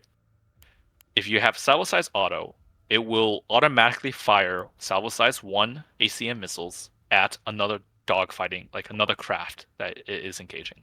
If you then target a ship with salvo size auto on, it will then fire all of its available anti-ship munitions at the target as if it was on salvo size unlimited. Does that make sense? Yep. Okay. Attack target type. So this is based off of. So this is how certain weapons, specifically the gun pods, the 35 mil slugs, and the R1 rockets, they can use this attack target and basically target certain parts of a ship. So you have all, which is default, it just shoots at a ship. Nothing too fancy. You can target the engines, which includes the drives and the thrusters. You can target defensive weapons, which is the PD mounts on a ship. So it'll be like the Auroras on this Axford, and I believe it will target VLS if it's an ARC. Offensive weapons, so this will target, if I put 450s on it, this will target the 450s. And sensors, if you have this, it will target the radar panels, specifically the two phased array radar panels here. On OSP ships, it will target the spinny radar you see on top and on the bottom. But yeah, this for pretty much all missile-based munitions that have a seeker, this has no effect because the seeker takes over and does its own seeker stuff. Makes sense. Thank you. Mm-hmm. Hawk. Does aircraft has to have like a EO log on ship to know where its defensive weapons are, or just ship being once classified as, let's say, Oxford? Does Right. it actually does not. So when you fly close enough to even use this thing, right, you will get into a visual track of the ship. You will also, the craft itself have a 4-kilometer radar, so the craft essentially knows everything about the ship when you are doing these kind of attack runs, right? It's not based off the track quality. It's not based off of your intel. The craft knows where each of these subsystems are automatically. Thanks.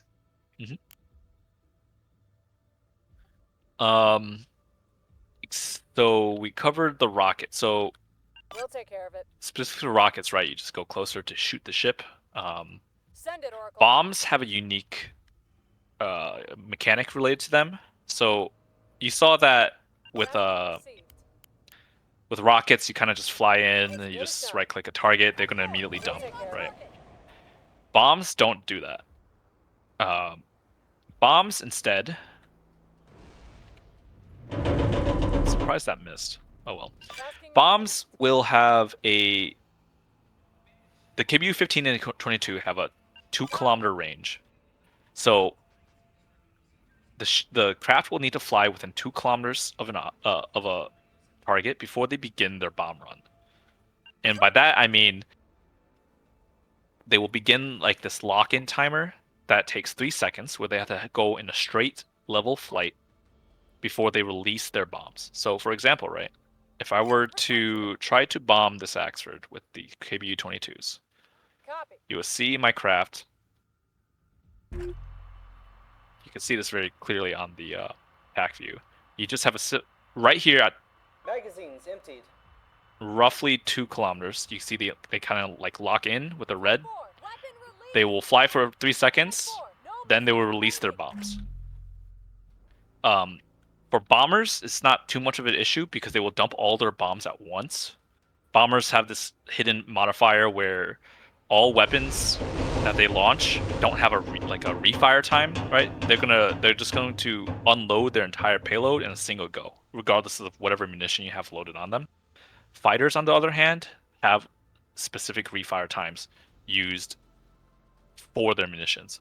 For missiles, so this is universal for both ANS Tantos and OSP Barracudas and Pikes. Any modular missile, so this is the S1, S2, and S3, or actually no, you can't put an S3 on a fighter. So S1 and S2 that you put on a fighter, they have a 2-second reload time or refire time before they can launch the next missile. Bombers do not have this, right? Fighters that carry KBU-15s and KBU-22s have a 5-second bomb refire time, which means that after you initiate your bomb run onto your target at 2 kilometers, they will fly straight for 3 seconds. They will launch their first wave of bombs. It's a single one from each of your craft. And then 5 seconds later, they will launch their next wave of bombs onto the target. So there is a minimum drop distance. If you attempt to bomb something from too close, there won't be enough time for you to get all the bombs off because of this reload rate. And you will have to either come back for another round or just like RTB, or you're probably dead at that point if you don't get all your bombs off. Another unique weapon-related thing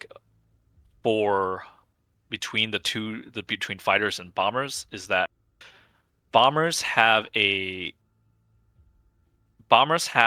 unlimited command channel, meaning if you could put like 4 command missiles onto a bomber and just yeet them out all at once, it'll be fine. Fighters only have 1 command channel. So even if, say, you have 8 command S1s on your fighter, they can only guide in a single command missile at a time. They have to wait for that first missile to either impact the target or be destroyed before they can launch their next command missile. This is independent of the 2-second refire time.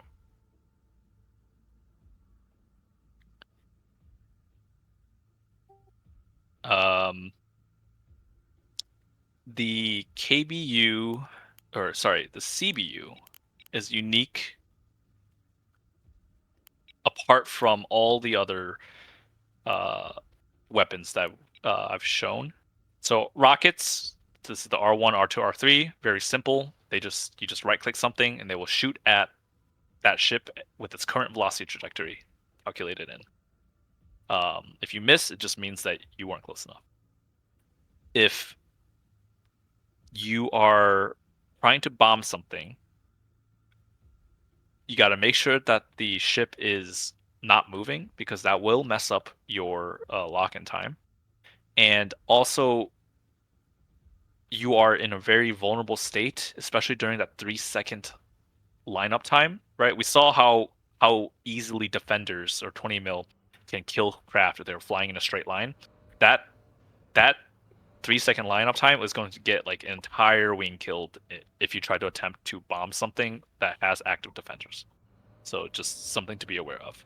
Who am I sinking? The CBU, on the other hand, it follows a little bit of the same bomb rules in the fact that instead of a 2-kilometer engagement range, these CBUs begin their lock-in range at 3 kilometers. They still obey the 3-second like level out fly time that it needs to launch unguided bombs. However, cluster bombs have a unique We'll take care of it. Have a unique option where it takes 10 seconds after launch for the cluster bombs to essentially cluster out.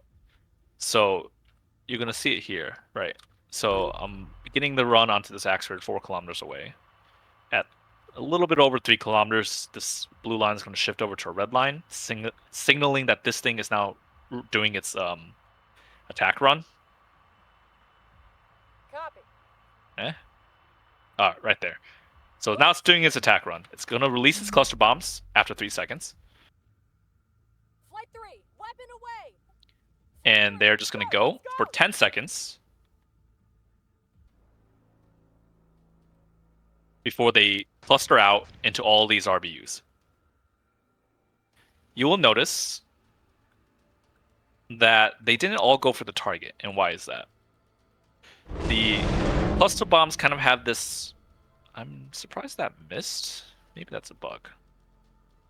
I think this was reported already.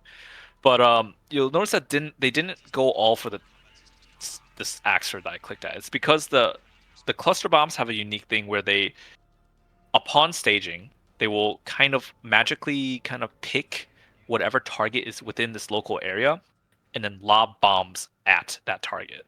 So kind of try to split those bombs between everything around it. Oh, they used the tracks in the TQ? I did not know that. Interesting. Thank you, Varela. So yeah, that would explain why those missed. These are terrible track qualities, but this actually is really, really good. So yes, a few stats to remember. Bombs use speed that bombs travel are 1.33 times the launching platform speed. So if you have a craft that's traveling at 100 meters a second, a bomb launched from that craft will travel at 133 meters a second. This is relevant for the KBU-15, the KBU-22, and the CBU, where they adopt this 1.33 modifier. The RBU, which is the rocket boosted bomb, has a 2x speed multiplier, so they travel at 2 times the launching platform speed. So it will travel at like 200 meters a second from a 100 meters a second launching platform.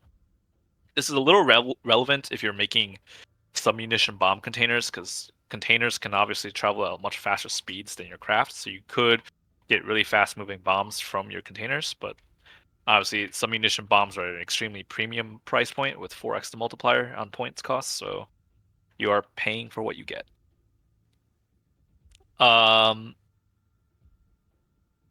Aurora Raven, yes, bombs and rockets do inherit. Rockets do not inherit craft speed. Bombs do. Yes. Why not? You ask. You can counter this behavior with the focus coherency option. You cannot, as far as I know, you cannot do that with cluster bombs. You can do that with command-based weapons, so like command S2s, command torpedoes, and also for rockets. Yes.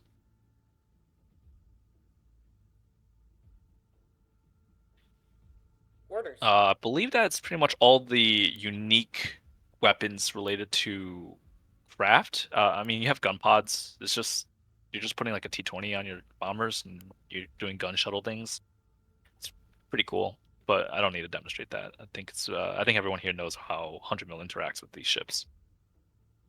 All right. The last thing I want to touch up on is, or I guess 1.5 thing. I'm gonna go back to the editor. One is the ACM missile that someone asked for in the very beginning. What are good? I guess what are things to look out for when you're making a missile to fight craft? So we're gonna take. Let's start with the S1. Blast frag and EL. The difference, besides the price, is the armor pen here, right? You have blast fragmentation at maximum warhead S1. You have a armor pen of 0.21 centimeters. If you remember the spreadsheet from earlier, this means that this cannot pen a Tanto, nor can it pen a Barracuda. So this would do half damage to fighters. A maximum warhead blast frag EL S1, you'll see it does cross this 0.31 component. This missile, if it hits, will one-shot both Tantos and Barracudas. However, you can see the difference here in price: 6 points versus 2 points, depending on Seeker. So you pay for what you get. If for those of you familiar with blast frag and blast frag EL proc chance, so if you don't know already, missiles, if you fired this at a missile, blast frag has a 50% chance to proc on a head-on collision against another missile. So 50% of the time it will do damage, 50% of the time it rolls and doesn't do anything. Against craft, this is different. This is not very clearly explained, and this is definitely something to be added in the future, like a repository for all this information. All missiles launched at craft, all blast fragmentation and EL missiles launched at craft have a plus 40% proc chance versus craft, dependent on the angle of intercept. A head-on collision with blast fragmentation would mean that you have a base proc chance of 50% plus 40%. So you have a 90% chance for this missile to roll its damage and successfully damage the craft. It's not very intuitive way, but just if you have questions, please feel free to ask. But this is just how the missile damage system works. And when you're designing your missiles against it, just keep this in mind that at best you are getting a 90% chance to even. I mean, it's a pretty high chance to do it, but there's a possibility, 10% chance that you just don't do damage. This will drop. This is dependent on angle. So frontal aspect is 90%. A rear aspect shot where you hit the craft from directly behind in its engine is going to always do damage. It's not going to always kill because it's going to be dependent on your missile. It's just always going to roll and do damage.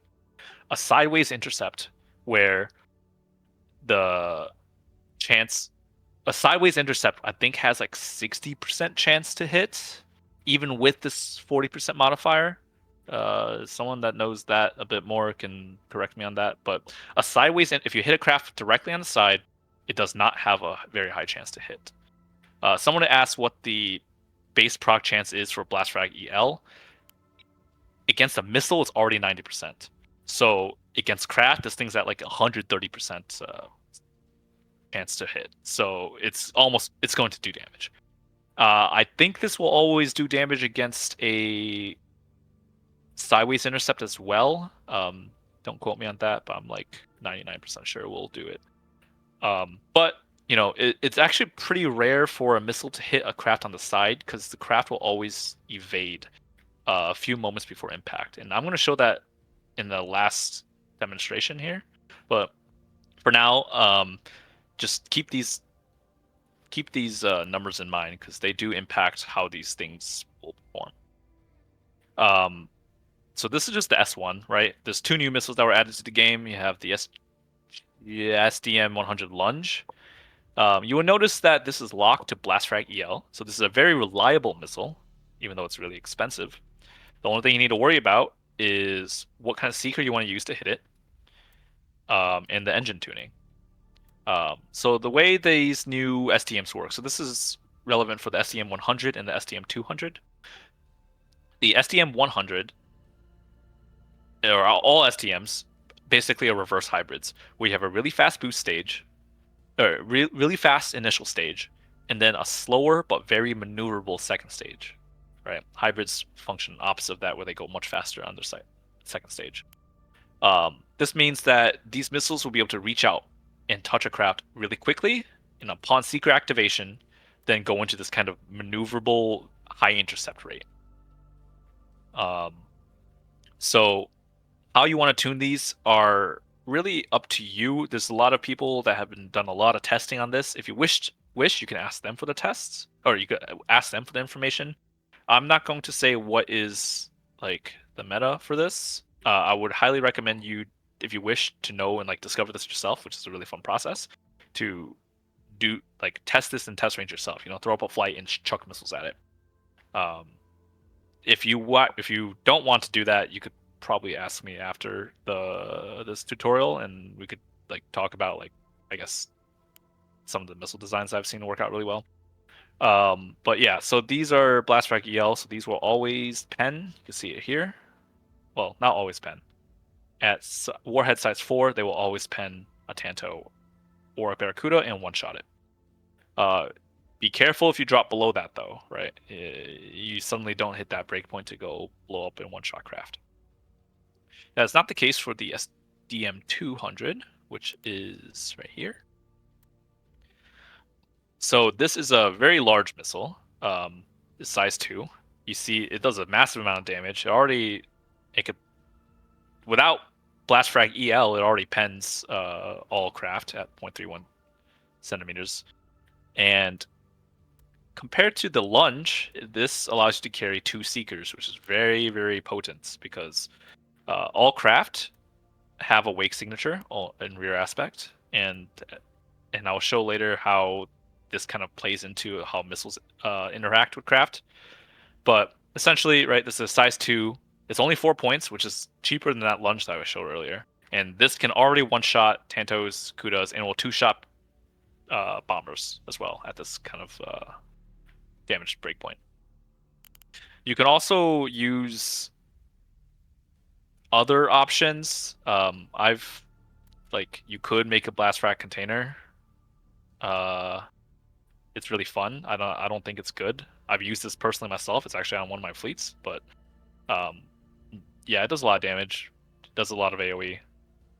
You could do this with torpedoes. You could do this with S2s that a lot of people are use a lot for their anti-bomber, because you can see here at this breakpoint, you cross that 135 HP damage threshold. So this S2 is very nice at killing bombers at a pretty fair price, depending on what seekers you put on it. The reason why people don't use a lot of these S2s to fight fighters is because compared to the SDM2, these are a lot easier to shoot down.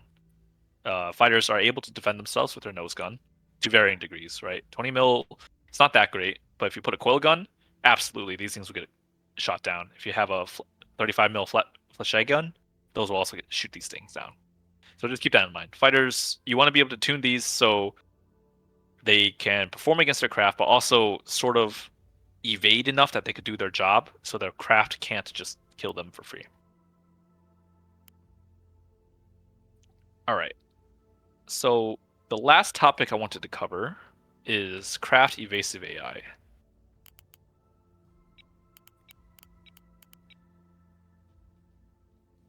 And I'm going to throw up the test demonstration for that now.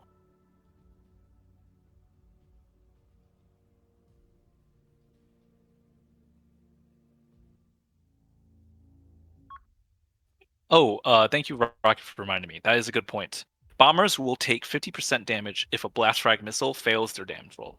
So that means that even though it has a 90% chance to proc, if it rolls that 10% failure chance, it's still going to do half the damage. So it's not a complete waste.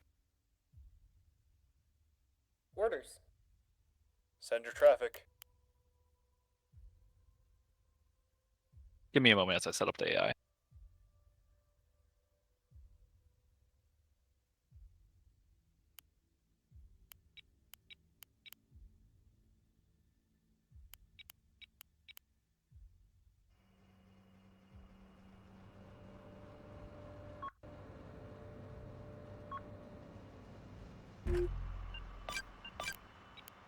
All right. So for this demonstration, I'm going to show. So these craft don't have any ammo. I don't want them shooting back. This is just to show how AI decides to do their evade pattern. Hunter says that the blast frag, the 50% roll on damage roll on the blast frag is bugged, but at least you know what the intended aspect or intended mechanic should be. All right, so this is just a normal CUDA flight. It's just got nothing on it. I'm going to shoot a Spacecraft missile at it. This is a fixed act, minimum warhead, very slow, just to show and highlight what happens to craft.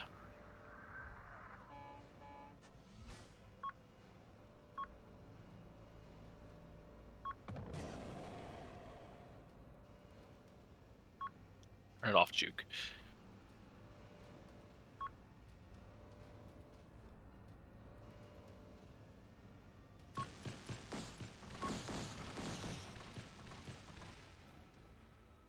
All right. So what is happening here?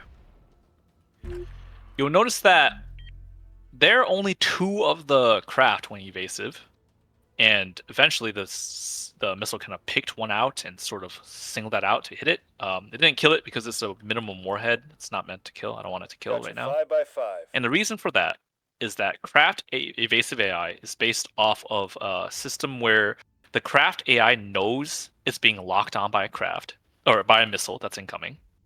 And if that seeker is targeting that craft, it will begin evading 5 seconds before impact.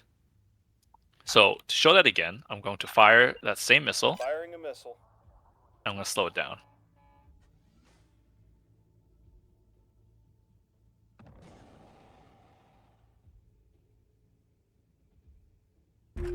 All right. You see here, this missile, you can see that it's locked onto this craft, right? You see this, you see the target icon here means it's locked. This orange line says the target that's locked, and this X icon is the estimated intercept point of this missile.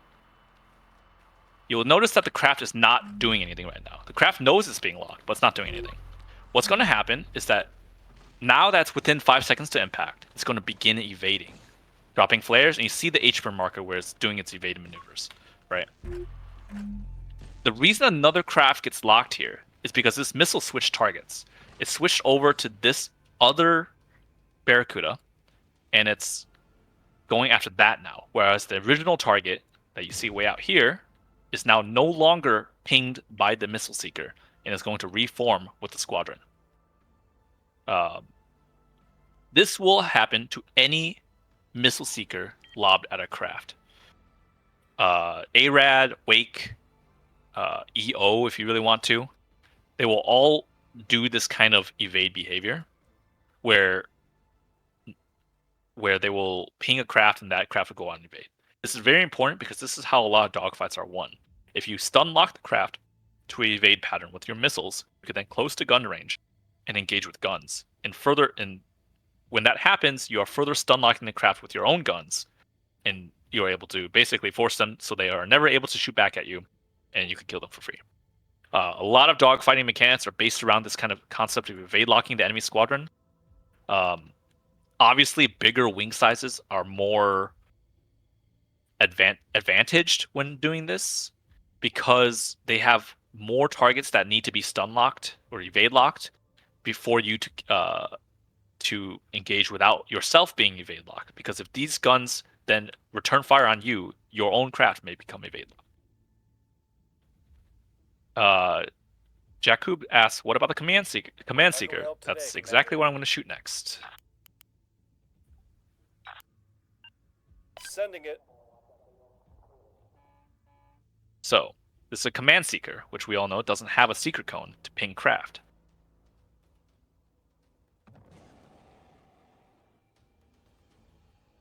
You'll see here that ignore this. Command doesn't really do this, but the command is always going to know where the craft is, dependent on the track quality of your launching platform, or actually track quality that you have on this target. It's just going to fly toward the target that you assigned it at. In this case, it is this craft right here.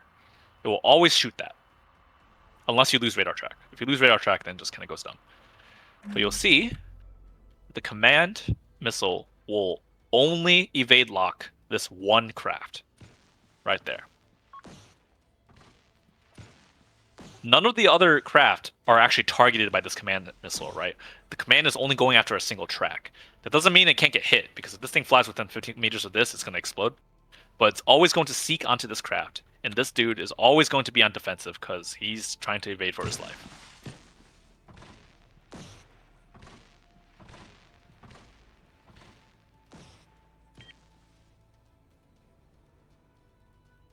And it's going to keep a unique aspect of command is that even if it misses, right? As long as you have radar track, it's going to keep looping around over and over and over again.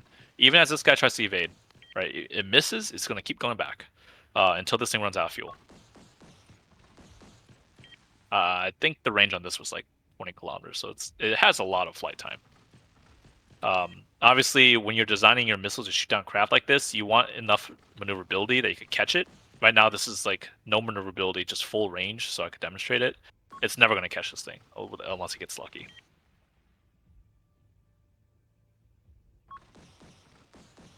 But yeah, so this is a very interesting concept related to the dogfights, and it's really important because this applies to all craft, including bombers. So if you want to stun lock bombers, you could just shoot a lot of missiles at it, so they will go on evasive. However, bombers, if given an attack order, will ignore incoming. Once the bombers are on their attack run, they will ignore this kind of evasive behavior. So you can't just like stun lock them when they're about to launch torpedoes. You want to stun lock them, evade lock them before they get into this, before they are threatening your ship. How many Gs can the fighters pull? I'm not actually sure. The actual number, a lot. It's a lot. At the ready, Commander. So the same thing happens if you lob wake missiles. So if I launch a bunch of wake missiles, outgoing missile.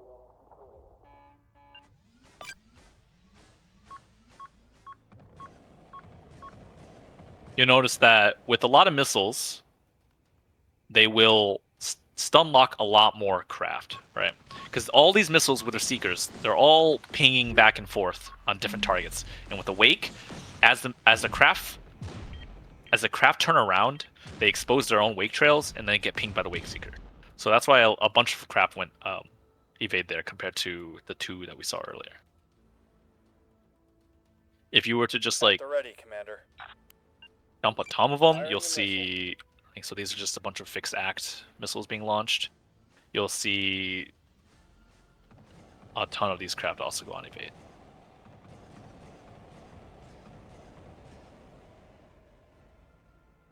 Five seconds till impact, and All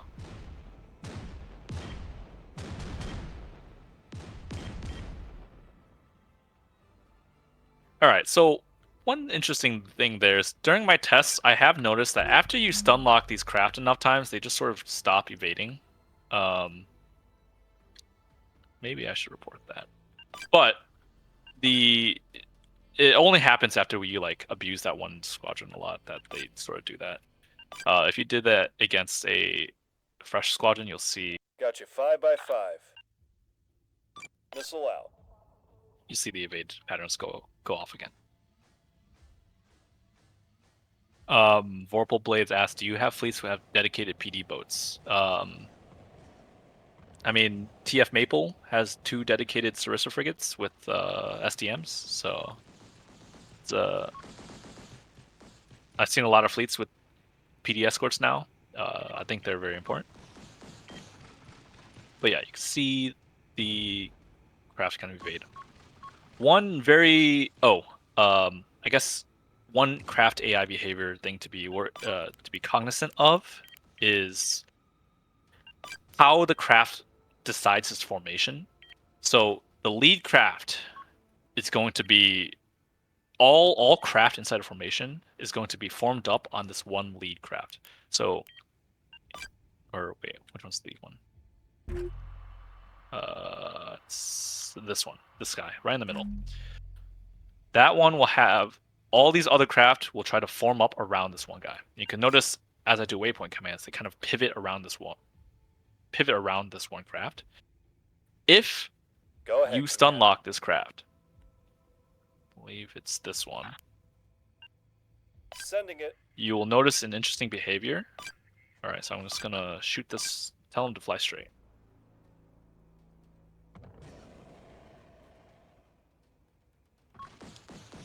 The lead craft is now evade locked by this command missile. You'll notice that in the previous command test, none of the other guys cared that a command missile was coming toward this formation. That's because even though that this lead craft is undergoing evasive maneuvers, all these other guys are trying to form up on this one guy. So they're trying to form up on all the evasive maneuvers this one dude is pulling. So it is sort of important to. It's not really something you can do to really mitigate, but it's something important to know. Like, why are your craft behaving weirdly? It's because they're trying to form up on this guy. And if he dies, the next one will take over. But like the entire formation can shift and might mess up. And it could mess up like certain aspects of like a bombing run or like you making an approach on a target. So just remember that. Quote, does coherence affect this lead craft behavior in this regard, or is that just for their attacks? The coherence does not. Coherence only matters about picking targets like to shoot and engage. It does not affect defensive behavior. So, for example, right, if I were to take these 12 kudas against another 12 kudas, and just right-click with guns only, the AI will assign random targets for each kuda to engage with their guns, and it might not be a perfect split. So like they might like double or triple up on a single target, right? And that one target might get evade locked, but that means that now your other fighters might get double or triple teamed. So it's a lot more. This is why dogfighting is very nebulous. Is because of this kind of. The pilots aren't going to perfectly split and engage craft and evade lock them perfectly. There's going to be some chance involved here as like the chaos of a fight happens.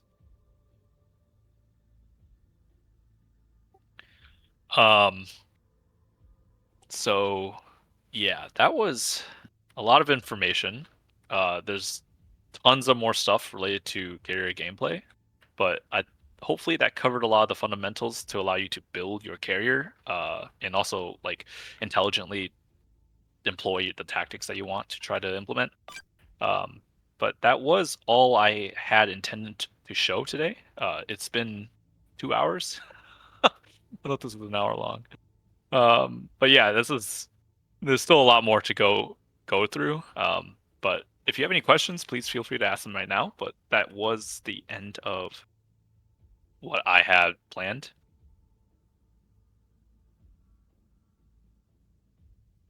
Thank you for your time.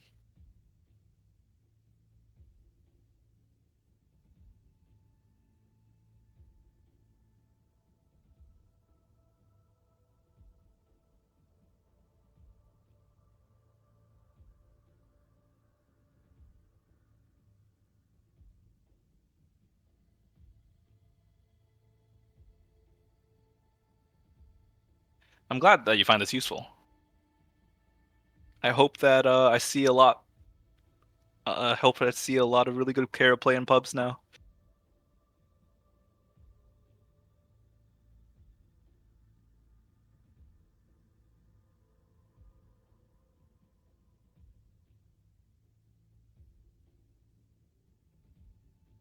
Darig, a question was asked: when will the video go up? Mostly going to depend on my editor. So what I'm gonna do with this is fire it after 3 cats. I also did an intro, and I'm probably gonna do a little outro too.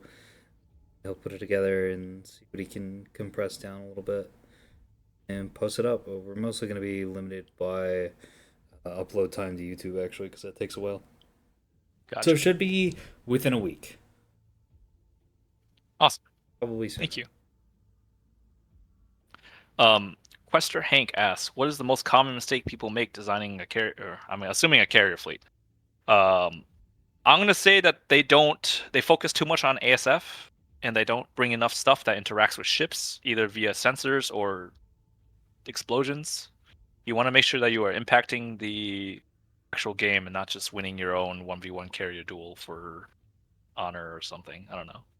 But yeah, make sure you bring enough torpedoes to kill stuff, or rockets or bombs or whatever you want to use, and make sure that they work. I definitely recommend taking whatever payload you intend on using and shooting them at TF Oak and seeing if it kills it. That's a great test platform. A lot of people's PD nets are significantly worse than TF Oak. So if you could kill TF Oak, I would say you could kill most of pub match builds.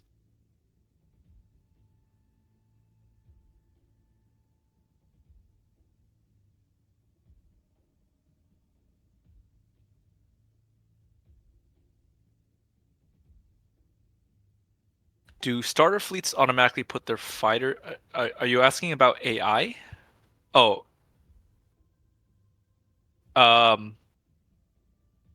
In the testing range, you have to manually do it. There's a command that you probably see me do here.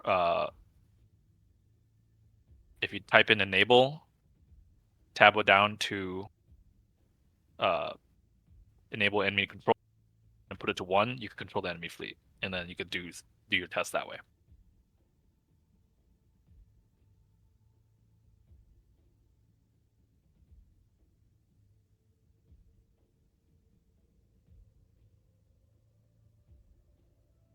You know, that is a good suggestion. It'll be cool if it was default. It will save me a lot of tabbing, but alas, this is what we got. It is early access, and if a lot of this stuff was Liz has done amazing work giving this to us in the time frame that it was presented.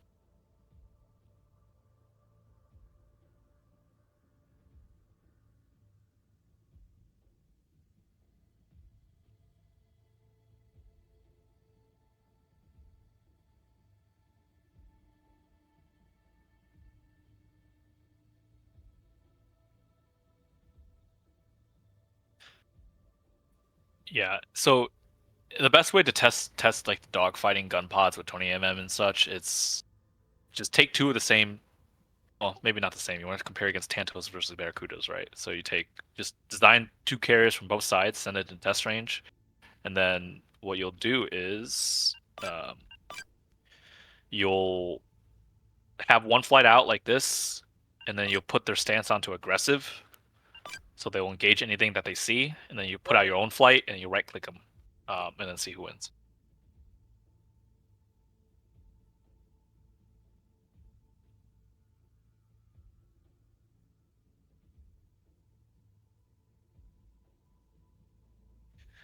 Hawk, that is 3K. People say 3K levy is a bad idea because it's hard. The way the amount of munitions that you could put into a levy is like limited by your craft count, right? You only could have 42, and that's a fixed price. Like you can't get more craft than that unless you go 2 levies.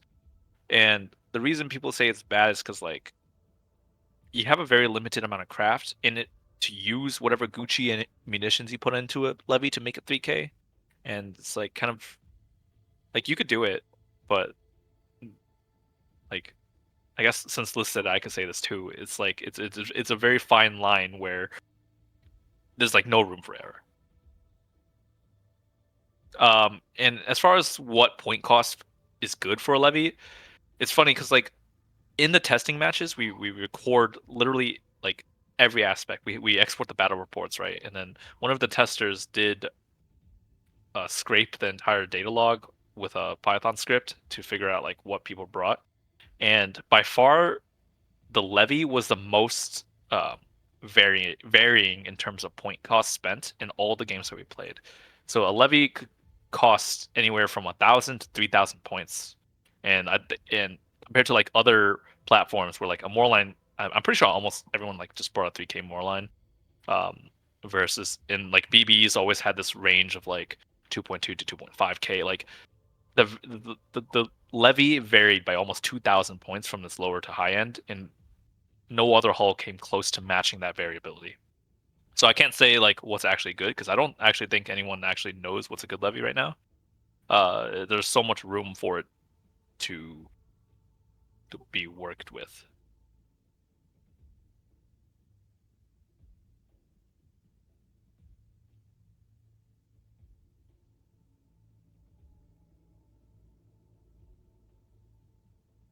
McMuster, is there a way to disengage and salvage a losing furball? No. If you're in a furball, you're committed. Unless you bring in reinforcements or bring in ship support, you're in it until someone dies.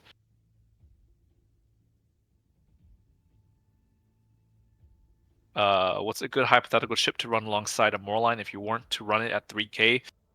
Moorline's pretty strapped for points. If you try to bring other ships, you are heavily impacting your own ability to perform. I guess a shuttle or a tug, like a sensor tug, but you're not bringing like a monitor or a liner alongside a Moorline, unless it's really weird. I haven't seen builds like that.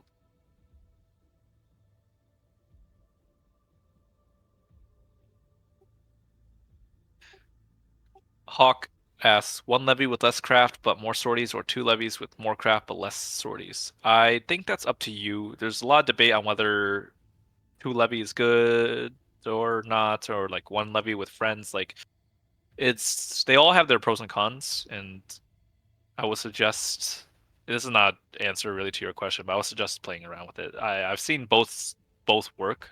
I've seen both fail. It's up to you.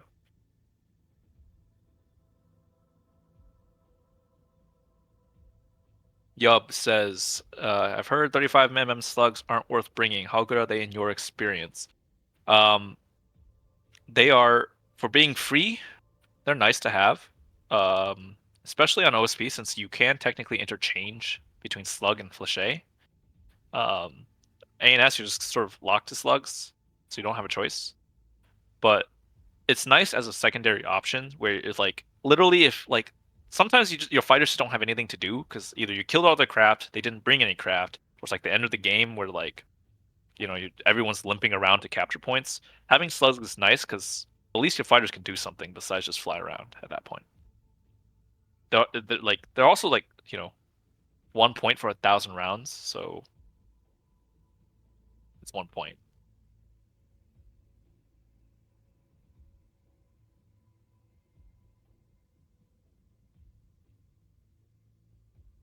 What ships can 35mm slug penetrate? Technically none. Effectively, they can penetrate the shuttle and the sprinter. So, for reference, the shuttle has 5 centimeters of armor. A slug has 4 centimeters of pen, which means that a slug will not penetrate a shuttle on first shot. We'll need to drill the exact same spot multiple times for it to hit and damage the target.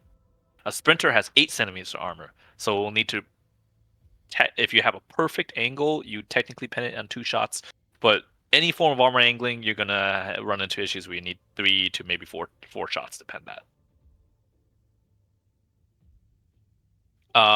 What about killing defensive guns like defenders? Yes, that's where the ATGT attack target defensive weapon comes into play. You can't focus specific defenders on a ship unless it only has one. So it will attempt to drill into that defender and kill it. I will say though, when you're doing that, you're flying in a straight line at a defender, which is never a good idea.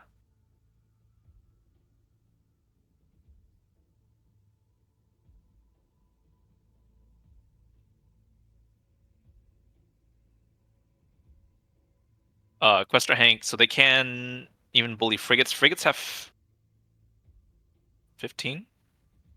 Do they have 15 centimeters of armor? Yeah, it's really hard for it to bully a frigate. I mean, you can if you just shoot enough bullets. You could say that for anything. Like, technically, you could also drill into a BB. It's the reason structure. It's funny because that's the reason structure damage only can be applied if it's over 20 damage now. It's because in early testing you could actually structure break a BB with 35mm slugs alone by just shooting a certain radar panel in a certain angle and kill the whole BB with slugs. You can't really do that, thankfully.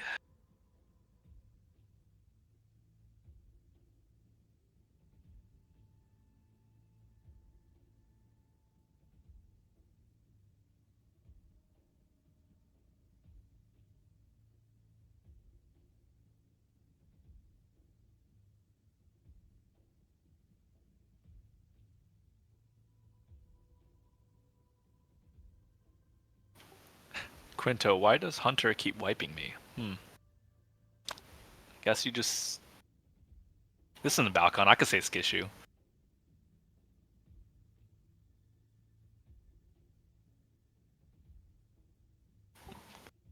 I'm sorry.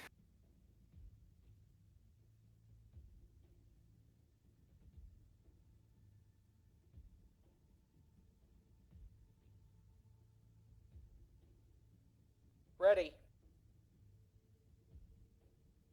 Star, do you mean this?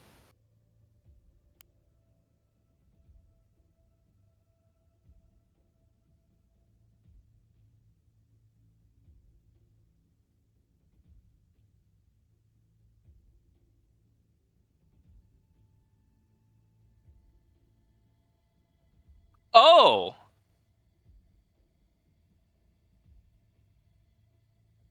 Oh, that's cool. Okay, so you could you could filter yeah, you could filter that. Neat.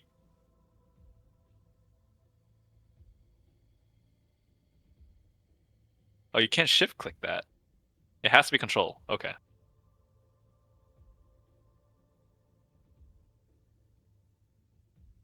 11th hour, yes, you can mix different craft and squadron. I used to do it in a much more inconvenient way, but if you just left click like this, or left control click like this, you could show all the different types of Barracudas available, and you could just then select it like that. Wow, that's really convenient.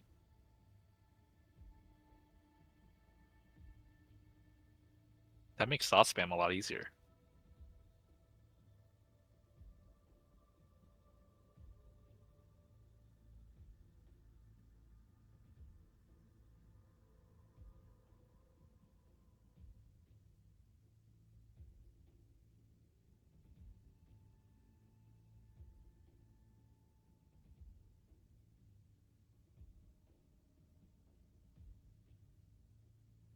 Any realistic reason to ending with a force amber toggle?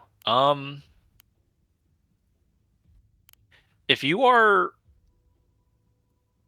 in like 90% of situations, no. However, there has been like 1 or 2 times where I was like, I want to arm craft and prep them and keep them stored on the launch pad because I was getting camped by a shuttle, and I needed to move my carrier to a safer spot before I launch.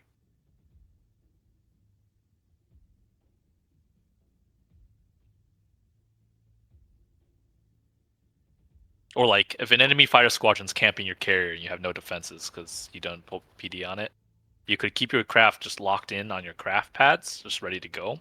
Wait for your, call some help to go deal with these fighters, or wait for them to leave, and then once they leave, you deploy.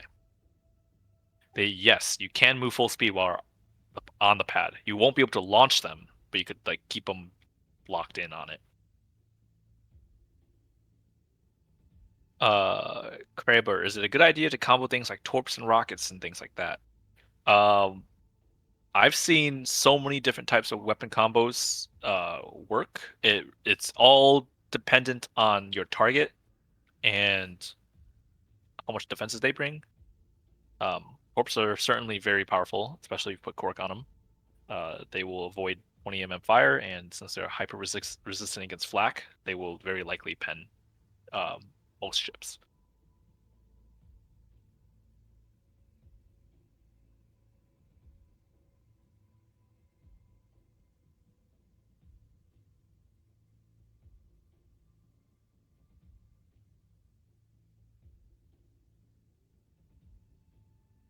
Size 1 bombs are there. Well, they're 1 point. Very cheap.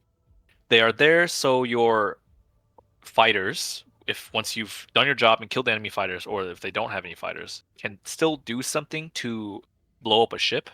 You can recall your fighters back and load size 1 bombs onto them. They're nice because sometimes that's the only option you have, especially if you're a Tanto with S1 bay. You can only arm size 1 bombs. Is there a difference between, like, if you had to choose between a size 2 bomb versus a size 1 bomb? I would almost always choose a size 2 bomb because of the same price. But obviously, this is slot dependent, right? If you're a S1 bay Tanto, you can't arm 22, a size 2 bomb.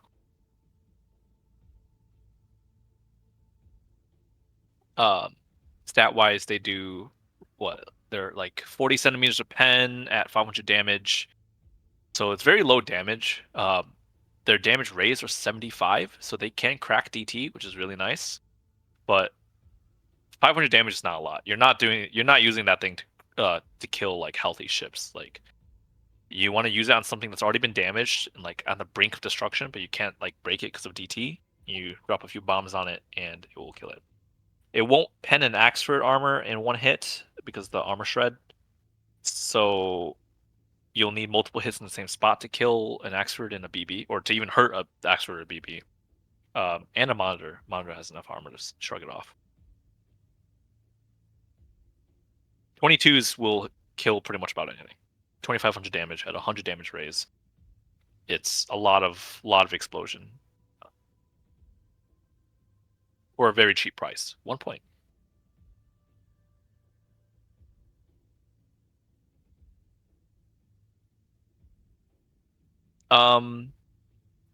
Kraber asks, is there any point in using the R1 perch on a sturgeon?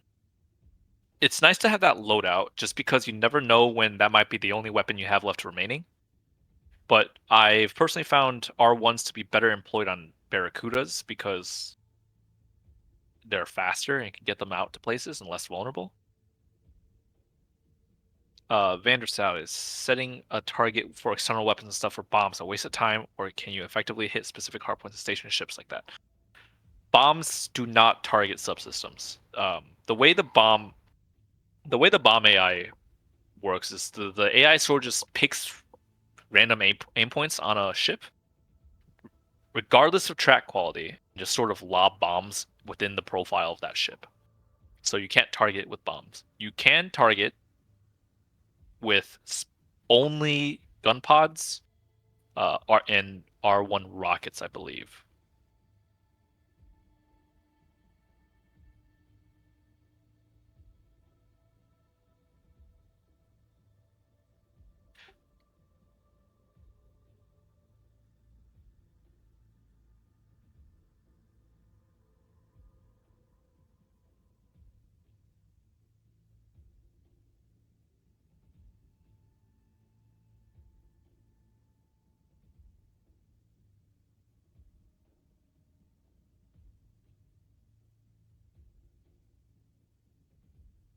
Are you still recording, Dark?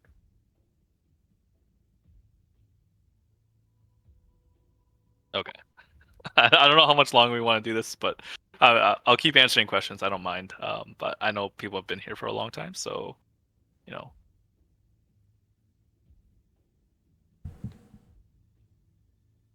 Grummies in your heart, bunions.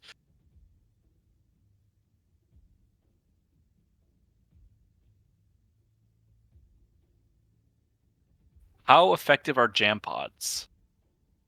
That's a whole Balcon argument about to happen. I would think they're really good. I think they're very strong. Also, they're free.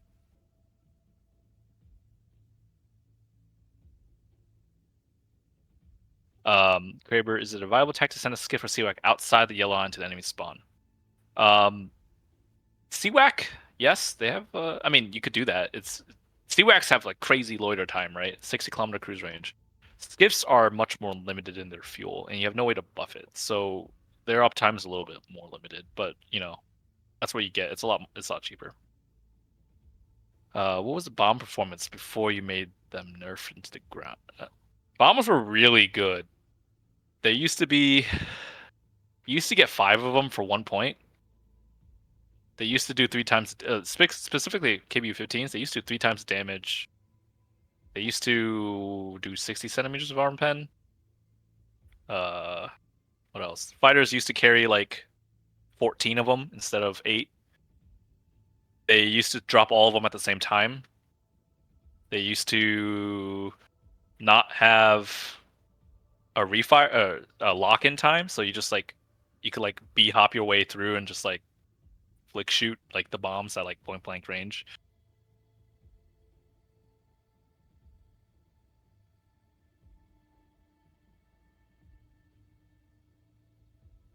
They were fun to use, not fun for anyone else, which is why they no longer do that, which is great.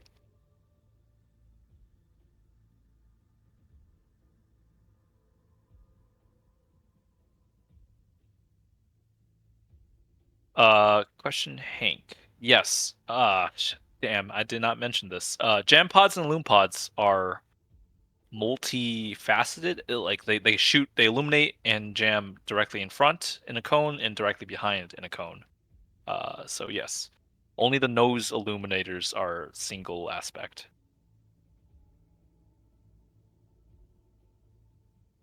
Oh, I didn't even show. Man, I forgot to do this. I forgot to show how the EO targeting works.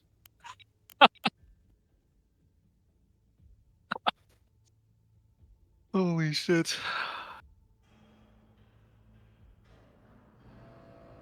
I should have written better notes. Receiving.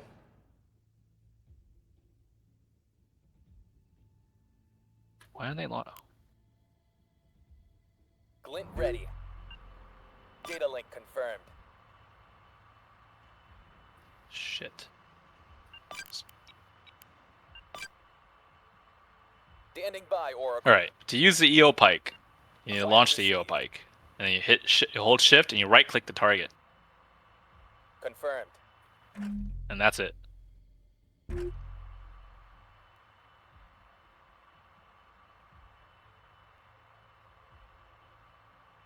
see the TQ-15 track, you'll have visual. Oh, well, I have visual turned on. But you would see the visual of the Moore line right now. This is pretty much a bullseye lock. Maybe it's a little worse than a bullseye lock. Bounces a little bit. But TQ-15, yeah, this thing's not going anywhere. You shoot this.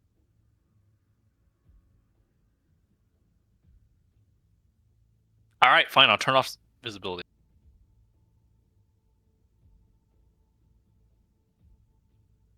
How do I turn it off?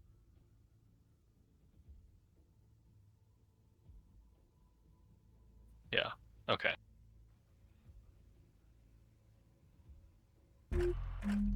Yeah, okay. So this is with it off. So you could... Yeah, you could see the Moore line pristine now. How much range does the illuminator powers have? 8 kilometers. Something for me? On it, Oracle. Yep, it's still designating. You can see the action icon here. Oh, thank you, Liz.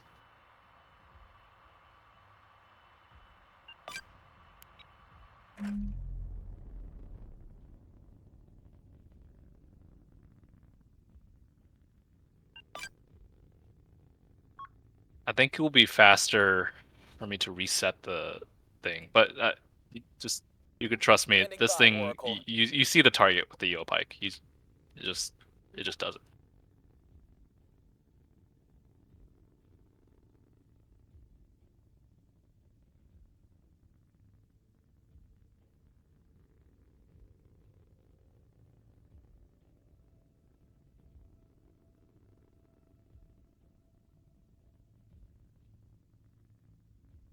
Something for me?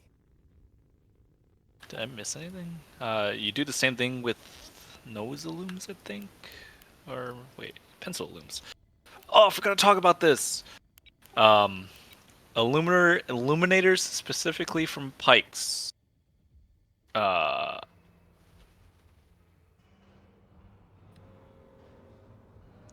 a very unique illuminator where it is in, like 1 degree of. Link confirmed. Here, I could show you. It's like 1 degree of. Data link confirmed. Wait, where's the? Did I Acknowledged, not put Oracle. pause on this?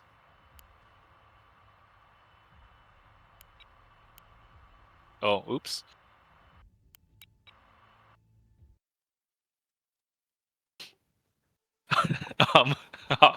Hawk, what do you mean by more complex carrier building tutorial? Is there is there stuff you want to know? I can go over that now.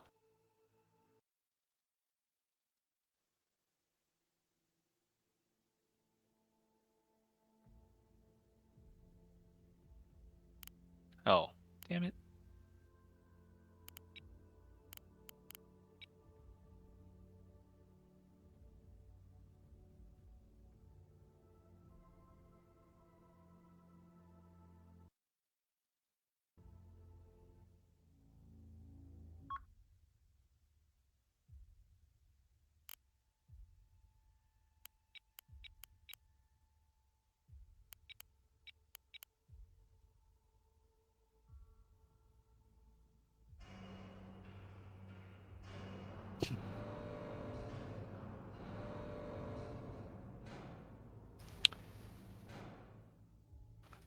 Sergeant, I saw your post from earlier today. I wanted to add some of those charts in, but I did not have time to read it thoroughly and add some stuff in. But I do intend on looking at some of that data you collected. It's very interesting. Glint ready. Standing by, Oracle. Alright, so this is a fresh start with no console commands. Confirmed. Boom. EO Pike doing its EO Pike things. I guess. Oh, did List leave? Is List still here?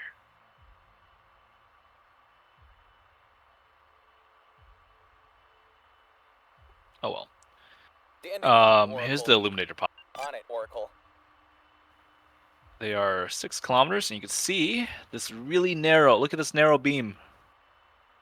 It's nuts. Or saw. You see that behavior where the pikes turn around and then re-employ their forwards and backwards facing illumination. They kind of dance between this range. So if you're using SAW illuminated missiles, be careful because there's going to be a slight downtime in SAW coverage during this kind of behavior.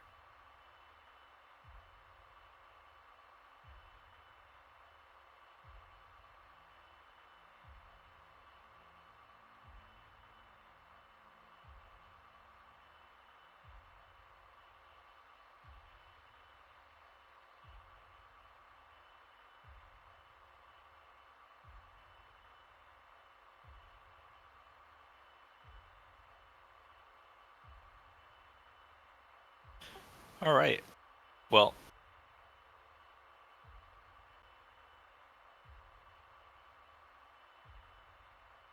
yeah, I do agree with Dark. It's only been a week. Like, this stuff takes a long time to iron out. Even more so with just the amount of crazy, like everyone's playing carriers right now. So you have like team comps where there's like 4 carriers on a team, and that's like not exactly where the game was balanced around, you know.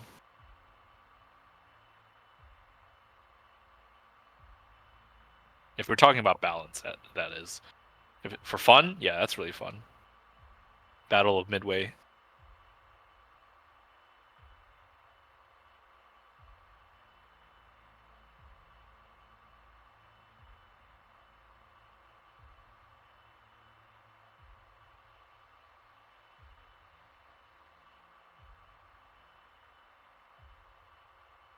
All right.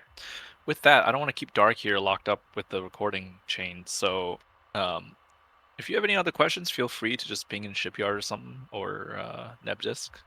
I'm not the only one that knows a lot about carriers. Like, there's a lot of people that know a lot more about it than I do. They have a lot more in-depth knowledge with all this numbers and everything, and have done a lot of the a lot of this testing is not stuff that I've done myself. Like, I know Math has done a lot of missile testing, and I just sort of copied their designs. Hardly and I have done a lot of testing regarding this AI behavior with Craft. So like, there's a lot of members of this community that have a lot of knowledge. So definitely just like, talk and like post about it and ask questions in Nebdisk or Shipyard or new players, whatever. Flight 4, flying on fumes, we're bingo. But with that, I guess we could end it here. Yeah.